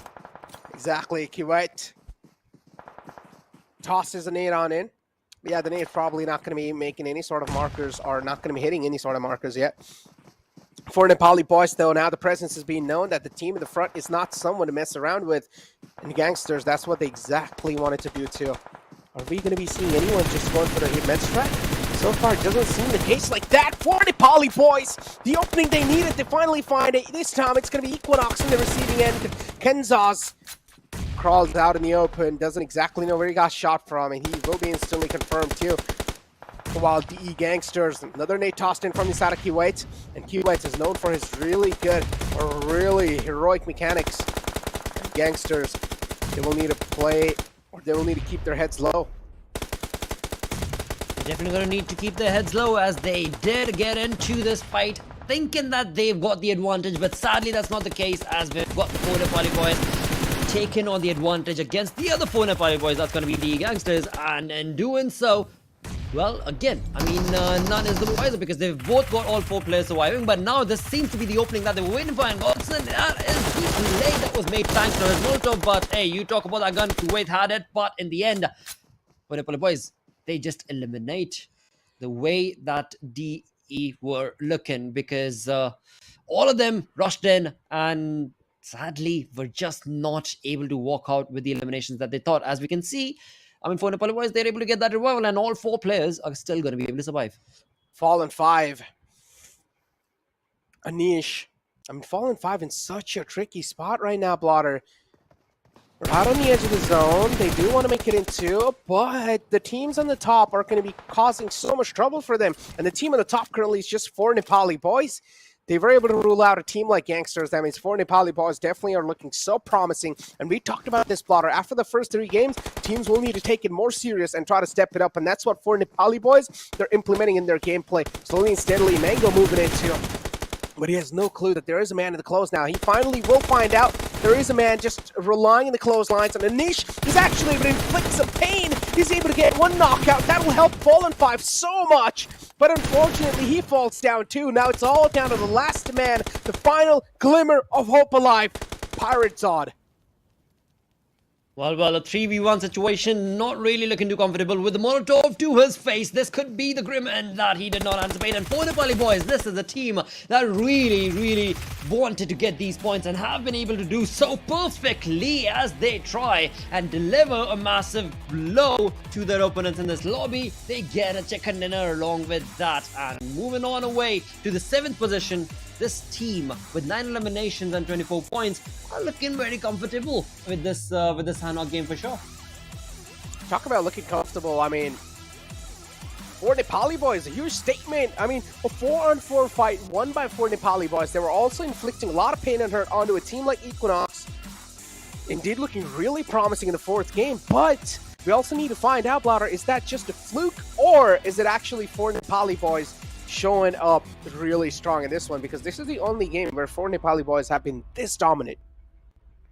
Absolutely correct, that is. But hey, I mean, this is the kind of play that was anticipated on the map of Sandhawk. We did talk about it, that you are going to see a team that has not really done so well could maybe just, you know, take into the limelight, and that is what Nepali boys have definitely showcased and done so perfectly. But again, like you so perfectly mentioned, right, that is another question to be raised, that was it just a one-time story, or is that going to continue on and push on into their favor? But either ways, I mean, they definitely did get the game and a chicken dinner. So GG's to that play is what I'd say. Exactly, yeah. As you said, GG's really well played game, even from all the teams, right? Even from top three, Deadeye's Gangsters, if I'm not wrong, were in the top three too. So really well played game from all the teams in the lobby. But Sanhok, as I said, teams were able to adjust on the fly. And we also saw some of the teams like for Nepali Boys coming up strong too, because we did not really see them out the day. But hopefully in the final game of the Wrangle on this day, they are able to replicate the same thing, because if they're not, then just doing good in one game of those 5 games, that's not going to pan out well, because we talked about this, only one more day left. Well, talking about one more, well, we've got one more game left for the day, and that will be the 5th game. But before we jump in towards that, we've got to have a look at the most valuable player coming into this map the first time that was played. That is going to be on Sanhok, and for Nepali Boys jump in with Jordan taking the lead. 5 eliminations with 714 damage, 0 assists. That means he was just all by his lonesome going on gun. Well, again, I mean, we saw the approach that for Nepali Boys actually were taken. That was not all out guns blazing. That was a very synergistic play from their side. But still, I mean, that is the finisher of the team for sure. Talk about the finisher, I mean, yeah, for Nepali Boys definitely did pack a punch without a doubt, and they were able to knock those teams out in the front. 5 elimination points and damage dealt of 714 with the survival time of 24:39 with 0 assists and 4 knockouts. For Nepali Boys definitely have proven a lot of things here in this one, or at least in this game. But as I said, just performing in the game of Sanhok won't just cut it. They will have to play, or they will have to be really consistent in the upcoming games too, because if they're not, then oh boy. Only the overall rankings will speak for itself. I don't even need to say a single word. Exactly, exactly, right? And as we move away from the MVP and move through to the top players list, we've of course seen for Nepali Boys Jordan sit on that first with the MVP. On the second is going to be F1's Goku. Now this man, he is a legend in today's plays when it comes down to the revenge story being created from F1, because they were damaged quite early into the game. But this dude, Goku, he just pushed on from one fight to the next, and being in the blues, able to give out damage was definitely quite a limelight, is what I would say, that F1's Goku brought to his team. But away from that, we move towards the players, of course, of DE Gangsters. I mean, Mr. Smokey, we had a phenomenal play showcase when he tried to get some well, again, very close they were to be able to capitalize on that compound, but just not allowed is what the case was against them. But moving away from the top players list, they've got the match summary, Nikra. Exactly, match summary of day 1 match 4 with 54 eliminations and 54 knockouts. Well, that's actually a really good conversion right there. So we pretty much, whichever player just got knocked out, he got instantly confirmed too. So there was no room, or there was no chance for even a little slip by. If you are knocked, you are dead. And instantly, you do take your glance on the longest elimination too, 216 meter. Total healings done are going to be 6,362. And Blotter, no med strat this time. Teams, they want to play a fair game here. Exactly, and that is something I absolutely do love, because you want to be able to go out all aggressive into the battleground, and that is exactly what these teams are doing, which is commendable from my side. And what I'm not really too happy about is that vehicle elimination is still there, sitting at 0. Airdrops looted is also interestingly sitting at 0 this time around. But with that, we shall have a look at the match standings from this map of Sanhok. They've got, of course, the team sitting all the way on the top with the chicken dinner. That's going to be for Nepali Boys with 9 eliminations. So yeah, quite a aggressive approach from the side of these boys. Yeah, exactly. Aggressive approach indeed. And for Nepali Boys, yeah, only 9 eliminations though. I mean, considering, I mean, I'm just calling it only, but considering what we've seen from a team like Team Doom, 9 eliminations are close enough, I guess. As long as 4 Nepali Boys are able to stay consistent in that placement points, that's all that will matter. Gangsters too, unfortunately, they were not really able to secure that chicken dinner because 4 Nepali Boys were a huge thorn in their way. Let's take a look at the second page and let's find out how the latter half of the board is really placing themselves in the match rankings. Well, as we move to the second half of this match rankings, we've got Doom Esports sitting all the way on the 16th position. Rex NRC on the 15th with 0 points. Team Endgame also not having a good play, as well as HellRaisers. MAKPEN, yeah, they really, I mean, I don't know. They need to find out the way that they're going to be playing these remaining games, because it is just slowly and steadily the opportunities are moving away from this Bhutani team. Talk about the opportunities, man. Doom ESP having a really bad Sanhok game right there, considering Doom ESP's firepower has been looking absolutely phenomenal, but this time the firepower is not able to replicate or follow through on Sanhok, and I personally thought that Doom ESP should be able to just go all guns blazing and do really good, but they were not really able to do so. They got eliminated quite early off. Absolutely, as we shall move on to the damage graphs, the buildings in the sky. Let's see how quick and close were they on Sanhok. Well, not at all favorable, because I really wanted to see all the teams chime in to be a part of those fights, but sadly, in fact, this time around, looking at the damage graph compared to the 4 games that we've already seen the damage graph from, this is one of the worst. So many teams walking away with 0 eliminations, so many teams walking away with the barely any damage graphs. Exactly. I mean, if we do now, let's move on over and let's take a look at the overall rankings blotter, because this is something that will tell us a huge storyline of this entire PMCO, right, in the grand final especially. And as we do take a look at the overall rankings, Equinox, again, the throne hasn't taken away from them. They're still leading the charts with 58 total points. Doom ESP is right underneath them, though, with 52 points. And then you have the End Game PS right underneath on 3rd spot. These are the top 3.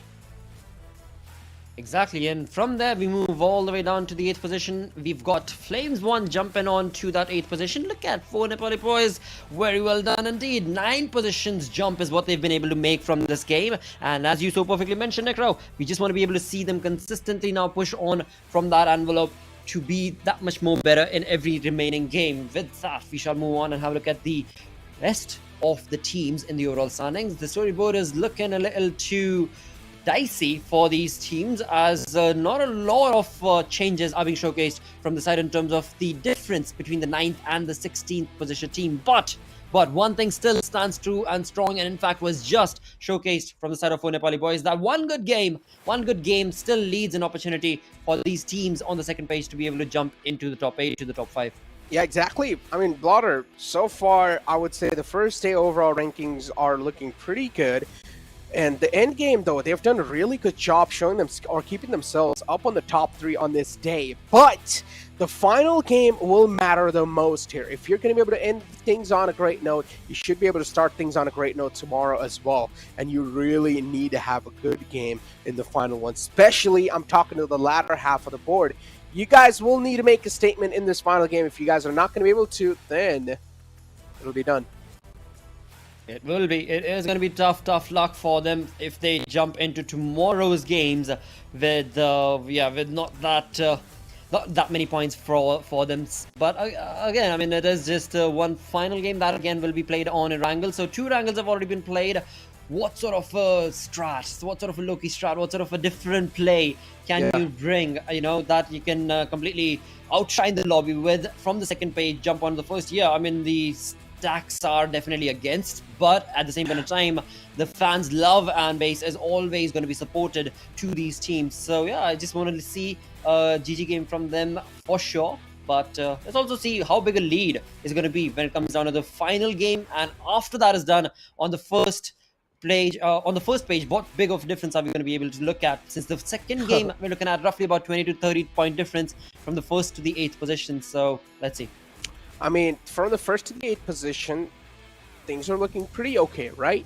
But then this is where the latter half of the board is something that we really need to start being concerned about, because the latter half of the board, I mean, still I feel like the top 8, or at least the team from a 6 to 8, there's a huge chance that they might just come back.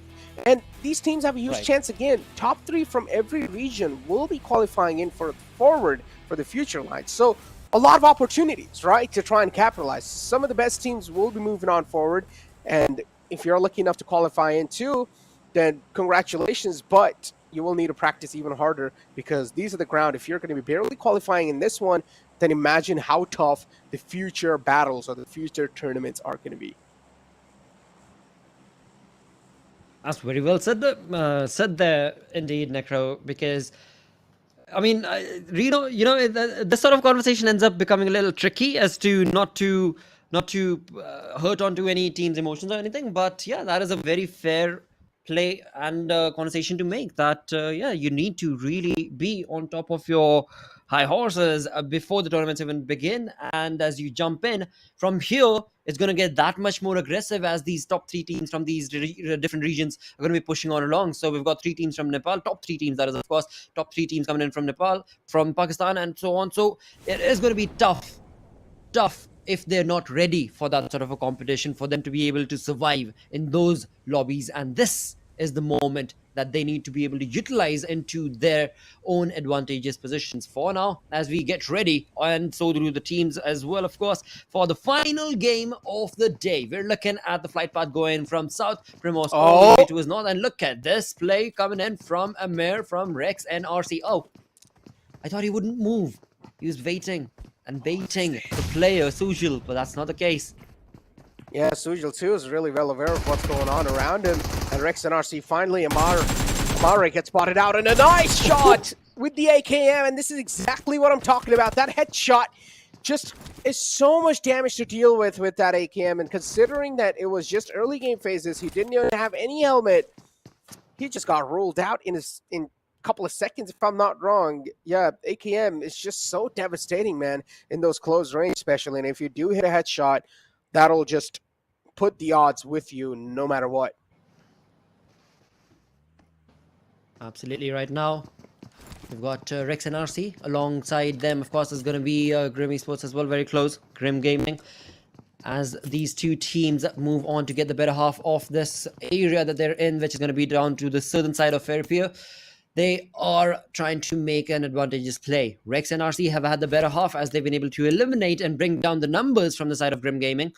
But in doing so, of course, they've also given away their own position. And now both these teams are going to turn into a little bit of a stalemate situation. But who, or which player rather, will be the one that will open up, as they like to call it, this entire snail space approach that is being created between these two? Talk about a snail-paced approach. Yeah, that's a perfect mention right there from your side. So far, a stalemate, and this is something that I'm not really a huge fan of, Blotter. I don't like an early game stalemate. This hurts team in a really deeper level. Imagine you could utilize this time to reposition yourself better in the zone and also get the comfortable amount of loot. Take a look at these players' loot. Zero first aid, zero boosters, not a lot to work with, and they're already currently just frozen in their spots. They cannot move, where they could have utilized this time to loot up and also make a rotation inside the zone. So much being lost out on. Definitely agreed. 100% agreed over there with you, mate. I am, but that's what the case has turned out to be, and it seems like not for long, because the opening that we're waiting for is going to be brought on from the side of Grim Gaming, and Grim Gaming Sandesh is the dude who has been able to doom for now. But of course, that does not mean that the elimination point has been confirmed. But the opening has been created, and Amar out in the open from Rex and RC, also trying to bring in a lot of damage to the players of Grim Gaming, where Grim Gaming have themselves spread out. Mr. Zox, we can see, is down to almost sliver of an HP remaining on him. On the other front, for the side of Sandesh, these two players have jumped in with a mini in the hand of Hazen. He is just absolutely dominating and annihilating is the play that he wants to be able to create, and that is exactly what he shall get. Sandesh not getting the better half, as we were mentioning. No loot in your hand. You're looking at a P911. Oh, come on, that's really not the kind of fight that you want to be able to create for yourselves. And Rex and RC, the better half of them for this fight, is the only fact that they got these huger weapons, for lack of a better term. I mean, you're looking at AKMs against, I mean, seriously, that's exactly what it is. And this is where we talked about this, right? This is where we talked about the majority of the area was covered by Rex and RC too, so they're able to charge on forward easily. It's a 3-on-1 split from their side. Grim Gaming, unfortunately, they have nothing to patch themselves up with too. Mr. Zrox, we saw he has no first aids to work around with, and he will have to fight this entire battle out with just that much HP, with just like 20% of HP. How is this supposed to be turned into the favor of Grim? I mean, not gonna lie, Grim do have a really good spot, a really good positioning overall, but it cannot be flipped around, or it cannot be flipped against Rex if you don't have the manpower to help you with. Exactly. That is so true. And again, I mean, with the number of games that are provided to these teams, right? We're not looking at that many. So you want to be able to bring in a perfect play pretty much every single time, which I understand is very, very tough. But if nothing else, then bring in a consistent approach. I mean, that is something that we've seen from the side of Grim Gaming earlier as well, where they decided in the previous match to not be a part of the fight and just walk away and walk out. And that's absolutely fine because they were looking on to being that much more, better suited and looted before they jump into the fight. But this time around, they were caught, and that resulted in Rex NRC getting a lot of these points. And now they're on the hunt, they're on the move with a pretty good looking setup for themselves. And this is exactly the compound that they were waiting to find, with Grim's one final player out in the open. He is going to be jumping away, and it seems like he will be able to walk out. Oh, okay, never mind. Mr. Zox will be caught, and he will be brought down as well. Thus remaining is only one player from Grim Gaming, and that's going to be Vec. Oh, Vec. Show us what you got, man. This is your time to shine. A 1-on-4 clutch, a do-or-die situation.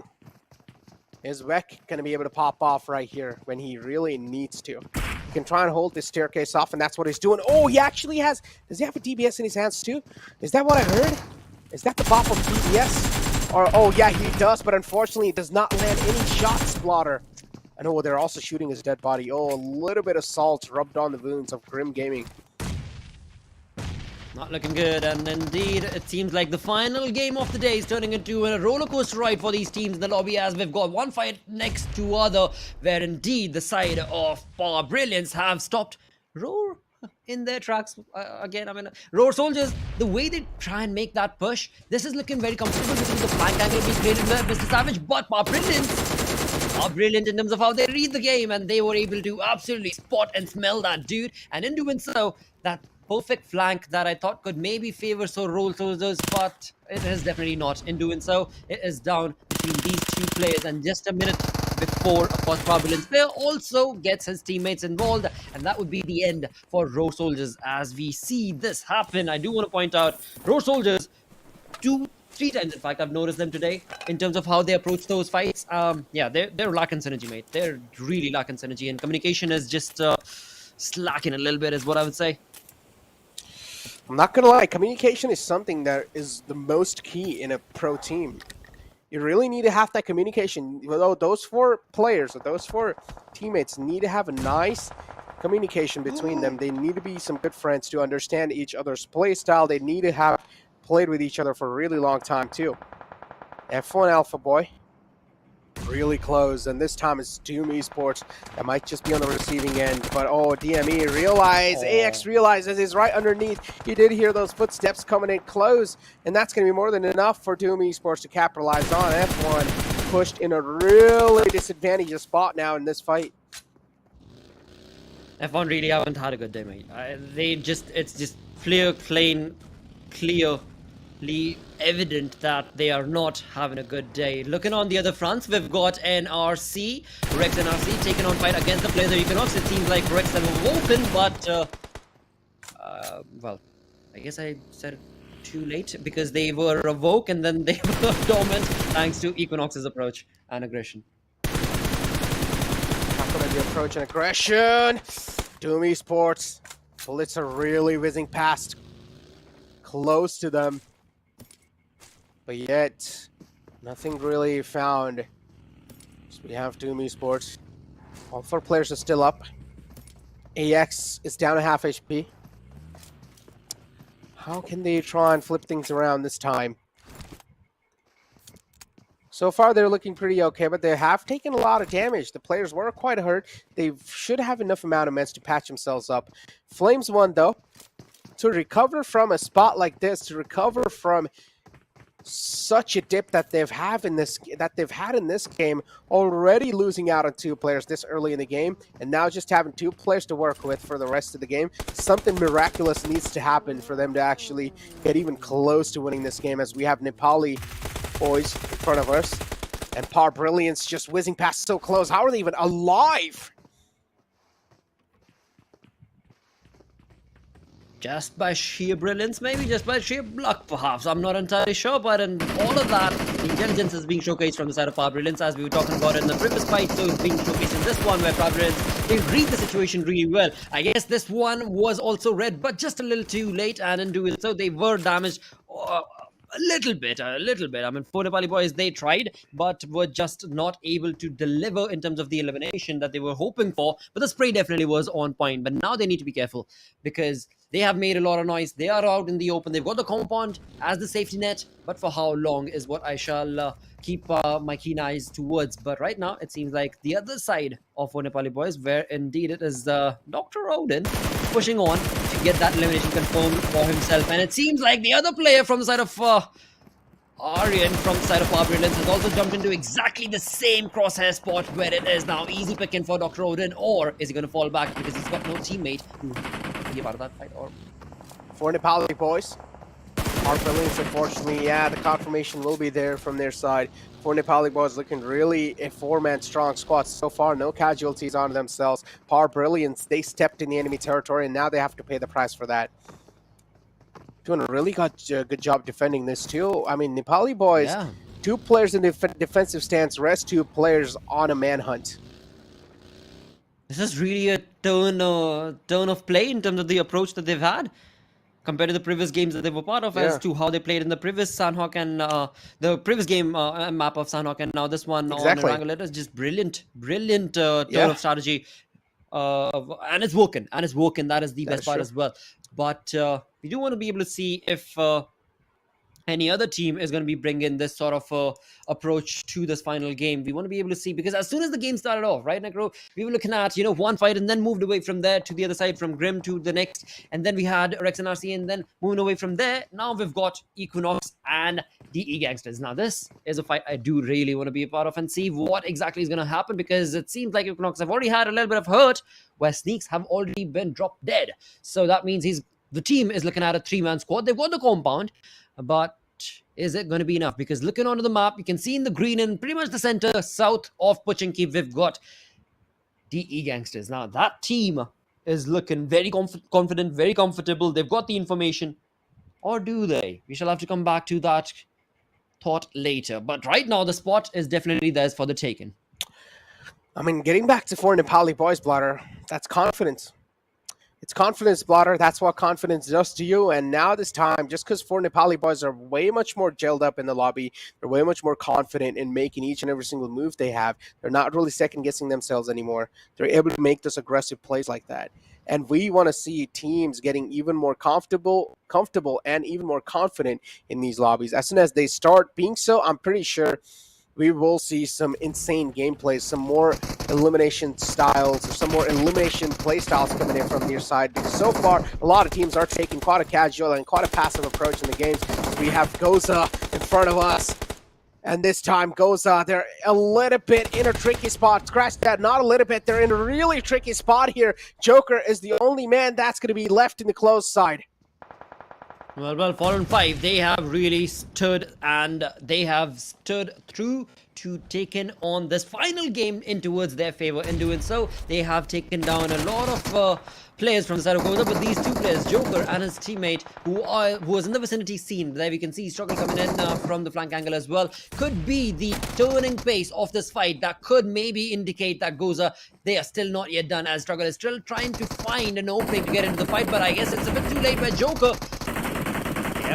will be brought down to his knees, and just like that, well, it wasn't really that easy for the side of Fallen 5 as well, because they had a lot to deal with, but they did deliver, and in doing so, they have been able to accumulate those points, and they have been able to give a lot of players of GOZA, and that was just incredible play from Fired Zord, down to almost 5% HP, but he still did not deter, where indeed the only thing that mattered was to get that elimination point. Steps out in the open too. Blotter does not play around the cover at all. He's this man is just here to prove something tonight. I mean, Prizepool, I do understand you really do.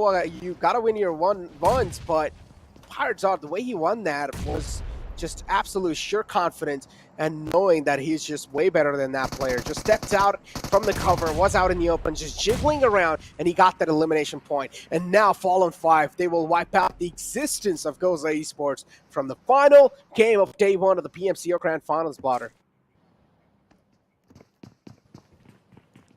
12 teams remaining. MAKPEN still a team that needs to find their safe haven in the safety net of the zone, of course. This is just 145 meters, but of course they do have to leave the compound. Now, talking about the play zone itself, it is actually going to be restricting a lot of these teams' movements, as we did just see Fallen 5 take on the players of GOZA, but not for long before they themselves were hurt, as Blue caught up to them and Pirate Zord was eliminated. We're looking at 12 teams remaining in the 16th minute mark of this game. Oh, very decent approach from the side of these teams in the lobby, definitely, for the final game, and a valiant effort being showcased from especially the team sitting on that second page. Yeah. Valiant effort indeed. I mean, every single team that has made it up in top 16, they have shown insane amount of efforts to get here in the first place. So they have the chance that they can actually improve themselves. But Equinox, oh, that team's got AWM, the big green monster, in their hands. And they will need to try and silence it somehow, but it's going to be really tough to silence that big green cannon, because the bullet that comes out of it will just straight up demolish, will just straight up crush you into halves. As you have Gangsters as well controlling the majority of the entire Pochinki here in the circle too, playing some nice mind games. Absolutely, from the eastern front they definitely are, but from the northern side we've got Doom Esports looking very comfortable as well, as they've got a wider spread, but also puts them out in the opening. As soon as one of their players goes down, it is going to be that much more difficult for the side of Doom Esports to be able to get that revival. But right now, when it comes to Pochinki, it is an all-out war happening right here, where they've got so many teams. We've got so many teams out in the open, or not in the open, sorry, out in the Pochinki region into different compounds, where maybe the fight could actually go down towards that side. As you can see, the zone, the map on our screens right now, it is time for it to make a shift and turn. Equinox down towards the south western eastern front, and the HellRaisers down to the southeastern front. Which side is this zone going to be dictating the fights towards? Will it be constricting onto the teams on Pochinki? Yeah, that would be a good urban finish. But somewhere along the line, I do want to see an open fight, as well as all these teams that are finding themselves in the safety net of the compounds are then rushed to get out into the comfort of the zone, right? Away from the compounds. That is something that would be that much more wonderful. I personally feel like the circle will. I personally feel like the circle will shift away from Pochinki, unless it's PUBG God who want even more masala, as you like to call it. Then the circle will center on up again in Pochinki. But so far, the chances are the circle will probably shift away, and that's what the glimpses are looking like. Because again, the open fields right next to Pochinki, they're one of the most scariest fields for a circle to shift in. Yeah, and this being the final game of the day, I really wanted to go up the Rockers, as it has already been, you know, from the start of the game itself altogether. We've been looking at one fight or the next, and then moving away from one total fight domination and team annihilation to the other is what this entire game has turned out to be. So I will see if that's how it's going to turn, and wait a minute, that's not exactly how it's going to turn, as it still does keep a few compounds in the safety net, where we do have DE Gangsters looking very comfortable, as their compounds are going to be in the safety net of the zone. But look at how Equinox have themselves spread out. I mean, they are in the edge. Southern edge is what they are treating themselves with. No team around in the vicinity. They have turned themselves into a slow poke this time around, as the day comes to an end.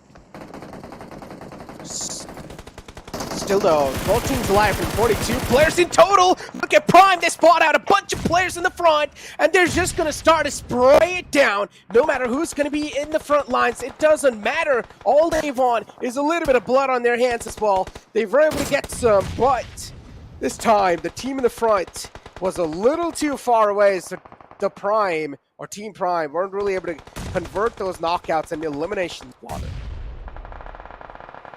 They definitely would not, and now as they're trying to get into the zone and take on the fights of their own, it is going to get tougher and tougher. We've got 11 teams remaining.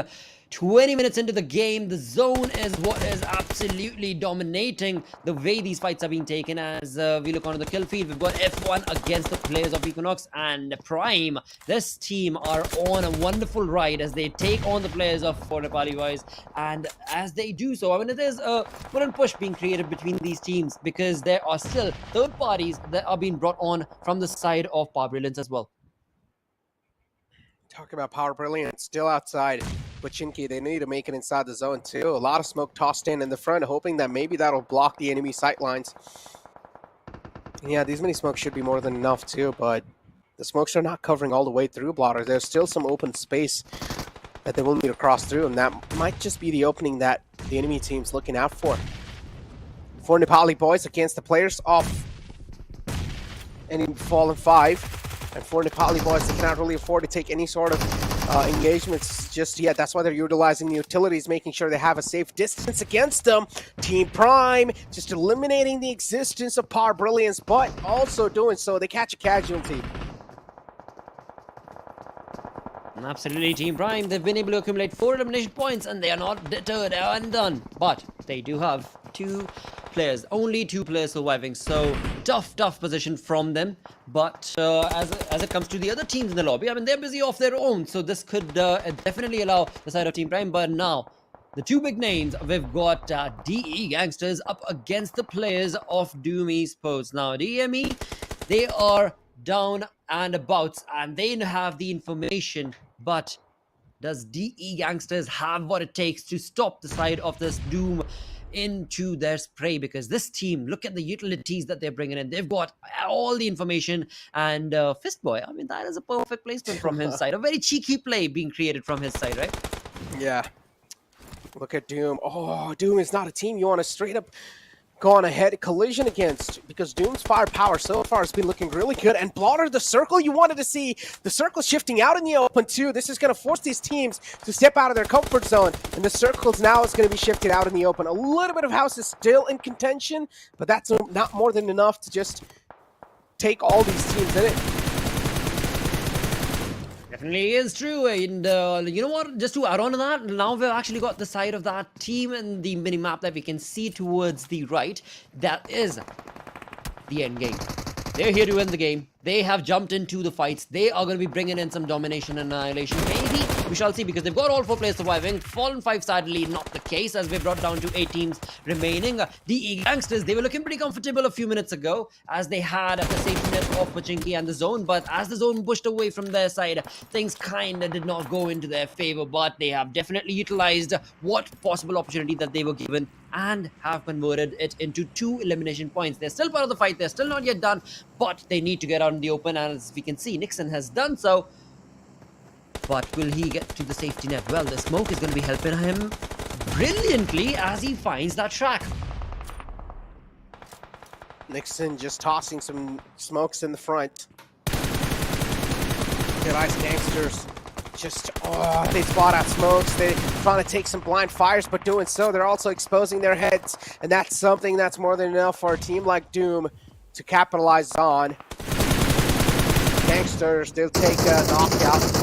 Noob Alliance, too. So far, they're alive. A lot of teams, actually, 5 teams in total are still alive, and the circle is way too small.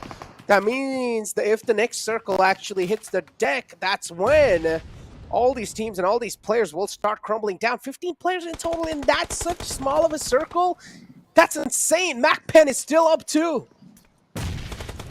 Well, MAKPEN is up. The Gangsters are trying their level best as they try and crawl in towards the zone. Definitely not going to be allowed, as we've got Nixon, who was the first man to give away their position, and then it was easy picking for the side of MAKPEN to be able to, if not get those elimination points. Wow. Definitely understand that there is a team around in that track, and in doing so, those perfectly set up nades is going to be bringing an end to the player of Nix. That is from DE Gangsters, but now is the opening that DE Gangsters, 2 other players were waiting for, are in the back. They jumped into the left line to take on the spot of their own, but not before ISSL Noob have something to say.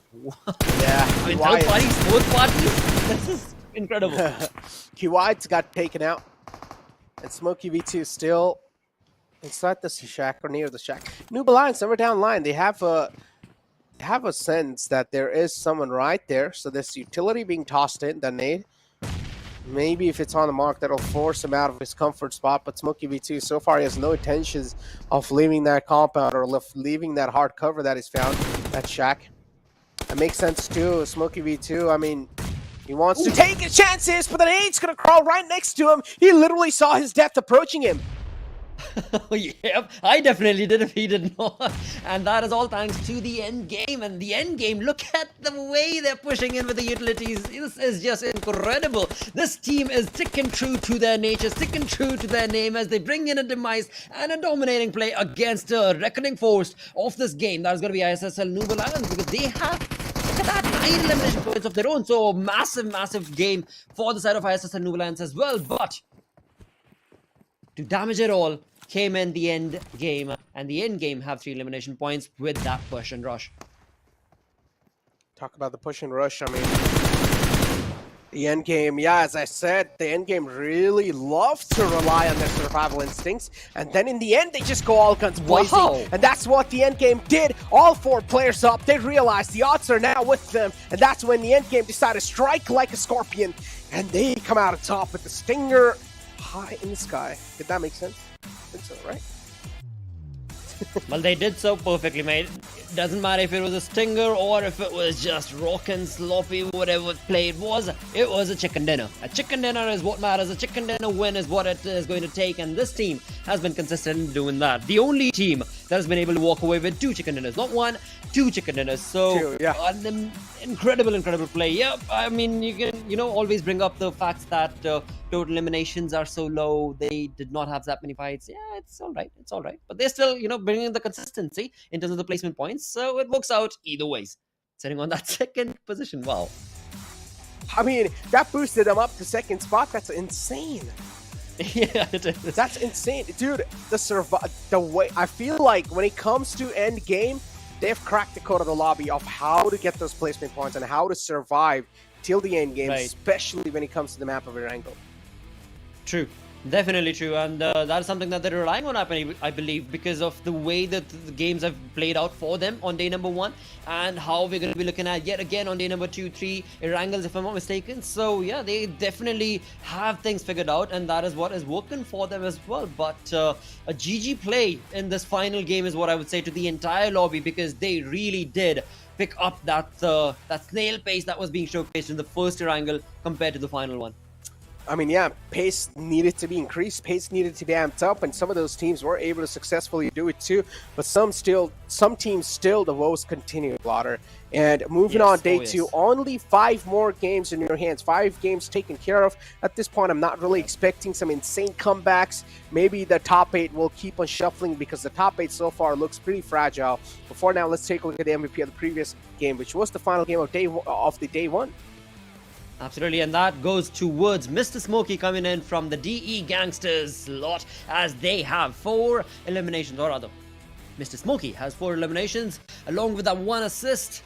He was able to dish out 701 damage, so a wonderful play from the side of Mr. Smokey, of course, but I'm sure his teammates, I mean, they were also down in the vicinity. They, in fact, the Gangsters, DE Gangsters, they were set up perfectly till the time that zone moved away from them. And then once that happened, it was, of course, Smokey to the rescue for his team. As we move to the top players list, let's see what other players are we looking at. We've got ISSL Noob Jimmy right there with 5 eliminations on the 2nd, with 470 damage dished out off his own. I mean, ISSL Noob, yeah, I'm not going to lie, the Noob Alliance was doing a really good job of survival as well in the final game. And this is something that really needs to be carried on forward. And for Nepali boys, though, unfortunately, they were not really able to carry on the torch forward from the game that we saw, which was Sandhawk. So they were not really able to replicate the same sort of performance in Erangel, because understandably, those 2 maps are way much more different from each other. Only the fact that is connecting between them is the greenery that they have. But other than that, Sandhawk is way smaller compared to Erangel, so the change in the pace is something that definitely did hit them quite hard. But just being good at Sandhawk and being able to win that chicken dinner at Sandhawk, that's something that they cannot really rely on. That's true. Moving on to the match summary. Let's see if we've got any of those. Wow. We've got the vehicle elimination. Perfect. That is what I did want to see. Only one of the day, in fact, of the 5 games that I've played, only one elimination, vehicle elimination is what we've seen. But look at the grenade eliminations this time around. Once again, clearly indicating that when it comes to Urangle, yeah, these boys, they are very hungry for those utility kills. That is for sure. You've got to be hungry, man, for any sort of kills. But yeah, 9 eliminations this time. That's the highest elimination of the entire day, Plotter. And I'm loving it. I'm loving it. I'm not going to lie. I'm loving it. You've got to be hungry for blood, and that's what these teams are doing. 64 knockouts and 58 eliminations in total, as you do have the longest elimination to 287 meters of 6,262 total healings and only 1 vehicle eliminations. An interesting outcome from that game, but the elimination, the grenade eliminations is something that has really caught my eye. It has most certainly, and that is what the match summary had to offer to us when it comes to the insights of how those eliminations were taking place throughout the entirety of the game. And it was a pretty good, quick game, to be fair, but in all of that quickness, it was ISSL Noob Alliance who really caught on to that perfect play, which was to just get those elimination points, walking away with 9 elimination points and the 10 placement points. Definitely a big boost was required from the side of this team, and this final game has given them exactly that. MAKPEN, again, the exact same story card for their side. They definitely needed this sort of a push, and this rush will hopefully push them on tomorrow as well. Yeah, hopefully this will. And we talked about ending things on a great note on the final one, and the end game, they're able to do it perfectly too. But Noob Alliance, they were able to just excel when it comes to the elimination points. So they got 9 eliminations and total placement points of 10. So that's going to leave them on 19th. So pretty much the end game PS and Noob Alliance tied up in that previous game. When it comes to the point standpoint, not a lot of points acquired from that previous one, huh, Blotter? That is true. That is true. A little bit of a different spell perhaps being showcased. But overall, all these teams still do have, of course, 5 games tomorrow that will be played. As we move to the next page of this match ranking, we shall see what sort of a play was created for these teams. Flames 1 tried to stand up, and they did so kind of. Fallen 5, in fact, is another name to bring up that had a really good run in the final game for sure, with 4 eliminations and 1 placement point. Exactly, they did, and that's something they will need to now carry on forward too, moving inside. So Fallen 5 in that previous game, not really that good of a game, but still okay amount of points, I guess. 5 points secured from that one, but tomorrow's day, man, is going to be so crucial. As I said, the top 8 will keep on shuffling around, but the team that will be all the way from 6th to 8th spot, they will need to try on really hard and talk about the latter half of the board. If they do want to make something happen, it has to be miraculous plays, nothing else. Indeed, absolutely. I mean, Grim Gaming Esports, they've had an ups and downs journey today. HellRaiser HR, again, pretty much the same exact case. For Nepali boys, they did have a little bit of a play run through, you know, and then in the final game kind of dwindled down a little bit, which is something that was spoken about at the start of the day as well. We cannot anticipate the same exact team to be able to dominate every single match. There will be ups and downs, but yeah, hopefully not too many. As we move through to the damage draft, let's see if there are going to be too many ups and downs in those towers being created in the pink. And hey, not bad. A consistent kind of an approach as the days progressed on. This, I would say, is pretty much the best damage draft considering all of these teams. But again, yeah, those teams sitting with that 0 elimination points certainly would have hoped to have done it better. I mean, look at DE Gangsters, though. It's 1,688 damage dealt with 6 elimination points. And then you have ISSL with 9 eliminations and 1,004 damage dealt. And then you have MAKPEN as well, finally stepping up with 6 eliminations at 824. MAKPEN, they're getting a lot of, they're getting a lot of recognition. They're getting a lot of limelight in these games, but they were not really able to get those points flowing in their accounts. And now I feel like finally they're able to show themselves up. Exactly, and this was very critical of a game for them to be able to show up. And well, again, I mean, final game of the day, you bringing in that sort of a play will definitely boost you and your fans to be able to bring up that gameplay again as the day starts off tomorrow, because tomorrow being the final day, it is going to be that much more crucial and essential. Before we move on through anything else, let's have a look at the storyboard and find out the 5 games that are done. Which teams are sitting on the top which teams are going to be at the second half. Look at ISSL Noob Alliance. One good game. 9 position jump is what they've got with 35 points. Exactly. 1 point shy of that 5th position. Just perfect play. I talked about the top 8 being really fragile, delicate, sensitive, whatever you want to call it. And so far, that's what it is. One good game will just catapult you to maybe potentially top 5 too. So the top 8 tomorrow has to be the biggest storyline that we need to watch out from Blotter. But the latter half of the board, man, still the woes continue. Some of the teams not able to perform, including 4 Nepali boys. That previous Sanok game was really good, but in this game of Wrangle, they were not able to perform. Yep, it's you know what, it's divided right here on the first page. We've got 1st to 4th playing a game of their own in terms of the points that they've been able to accumulate, very close, but yet too far from that 5th position. And then 5th onwards, I want to see as we move to the next page, how big a leap are we looking at? Are we looking at 4 times 5th to 8, 4 teams? Are we looking at 5th to, well, you know what? I'd say we're looking at 5th to 16th all the way through. There's still a really grand opening and opportunity for these teams to make it into that position, into the, the top 8. But let's see how that will be turned out as we progress with these games, because only 5 games is what these teams are left with to play tomorrow.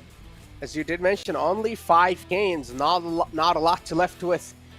And cannot make any type of excuses tomorrow, man. You've got to keep the aggression amped up, because especially the latter half of the board, guys, it's do or die. So you would rather die trying than just straight up giving up, right? And just still sticking to your basics. As I said, if plan A is not working out, bring up plan B. And if plan B is not working out, this time it's time to make a plan on the fly. Exactly. You heard it right here. Necro's giving it all out, and I definitely do believe that thought that in the end, it is going to be very crucial and critical for them to be able to bring up those sort of dynamic plays. I mean, right off the bat, you've got your drop location contested. You've already dropped down to 2-man squad. Well, you've still got an opportunity. You've still got an understanding of how the other teams are playing. Make that rotation count, and there is still a high chance that maybe you might be able to capitalize on those positions. But with that, as we reach to the end of the day, let's have a look at the teams and the way the games were being played from one to the next. From all the way to the start, we of course had these incredible plays thanks to Equinox, as they showcased the chicken dinner right off the bat with 7 elimination points. And again, I mean, the consistency has clearly been showcased from them from one game to the next.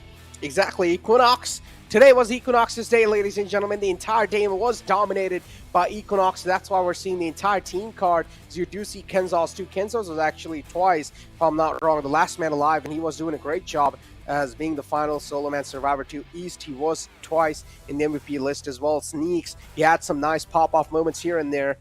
And Equinox overall, this entire team, this entire roster, they've been really looking good. All they need to do is find a nice, sweet, consistent spot, and then Equinox might just be one of the best teams out there in Mongolia. Exactly, and they are definitely racking up those numbers, racking up those points and skills for themselves to be considered exactly by that name. With all that, let's move and have a look at the elimination leaders coming in from the 5 games that these 16 teams have played today. Now, looking at that, of course, we do know that Equinox's name is going to be there, not once in fact, but twice. We've got Kenzo right there with 15 eliminations of his own, along with his teammate sitting on 10 eliminations on the 4th position. But between them are these 2 different teams.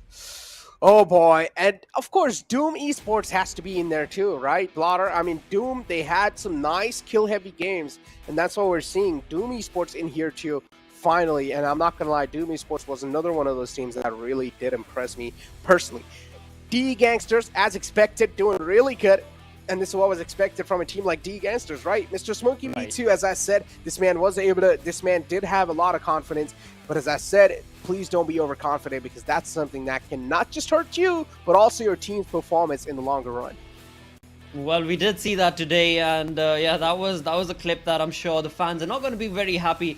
In fact, the team itself is not going to be too happy or impressed by that sort of a gameplay and sheer, misguided approach to the fight itself, where it seemed like he thought the fight had been won and walked in. But of course, that was not the case, as the kitchen was already taken on, and yeah, that was sad to witness. But hopefully that turns into one of those motivators that see, that silly mistake can be the enabling play for the entire team. So 5 games, a lot on the stake. Let's be very, very cautious with every step on the way.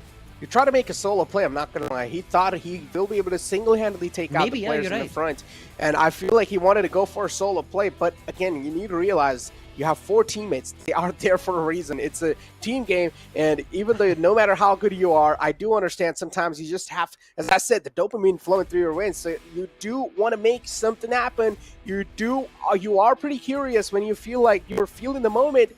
But that's what you call overconfident. When you're feeling the moment, when you're feeling yourself, and you make a mistake, that's what you call overconfident. Exactly, and that overconfidence hopefully does not end up delivering another massive blow to the side of the Gangsters. But hey, that's not the only team that I want to point out. All the teams in the lobby actually had a wonderful day number 1 is what I will leave it at, because when it came down to the 5th position, all the way going down to the 16th position as well, 15th position, the points aren't really that massive of a difference, and there's a high chance and possibility for the team sitting on the 2nd to push all the way into the top 8. But with that, Necro, any final thoughts for the day, mate? Oh man, I'm not gonna lie, it was a pleasure watching these teams actually duke it out. I'm not gonna lie, I did not expect these teams to be this good at the game. So I'm really impressed by every single team in here, and I just want the competition to even be amped up, and I wish all these teams the best for tomorrow, as it's going to be the last day where they can try and do something. A do or die moment is going to be the last day. Absolutely, you heard it right here. We've got $50,000 on the line for the teams, and in that, we've got these 16 teams across the lobby, across the board, looking very comfortable from Nepal through Pakistan, through Mongolia. I mean, yep, there are from Sri Lanka. I mean, there are so many teams that are here and bringing in some dominating plays, but this domination shall continue at PMCO South Asia tomorrow. Until then, take care, stay awesome, bye-bye.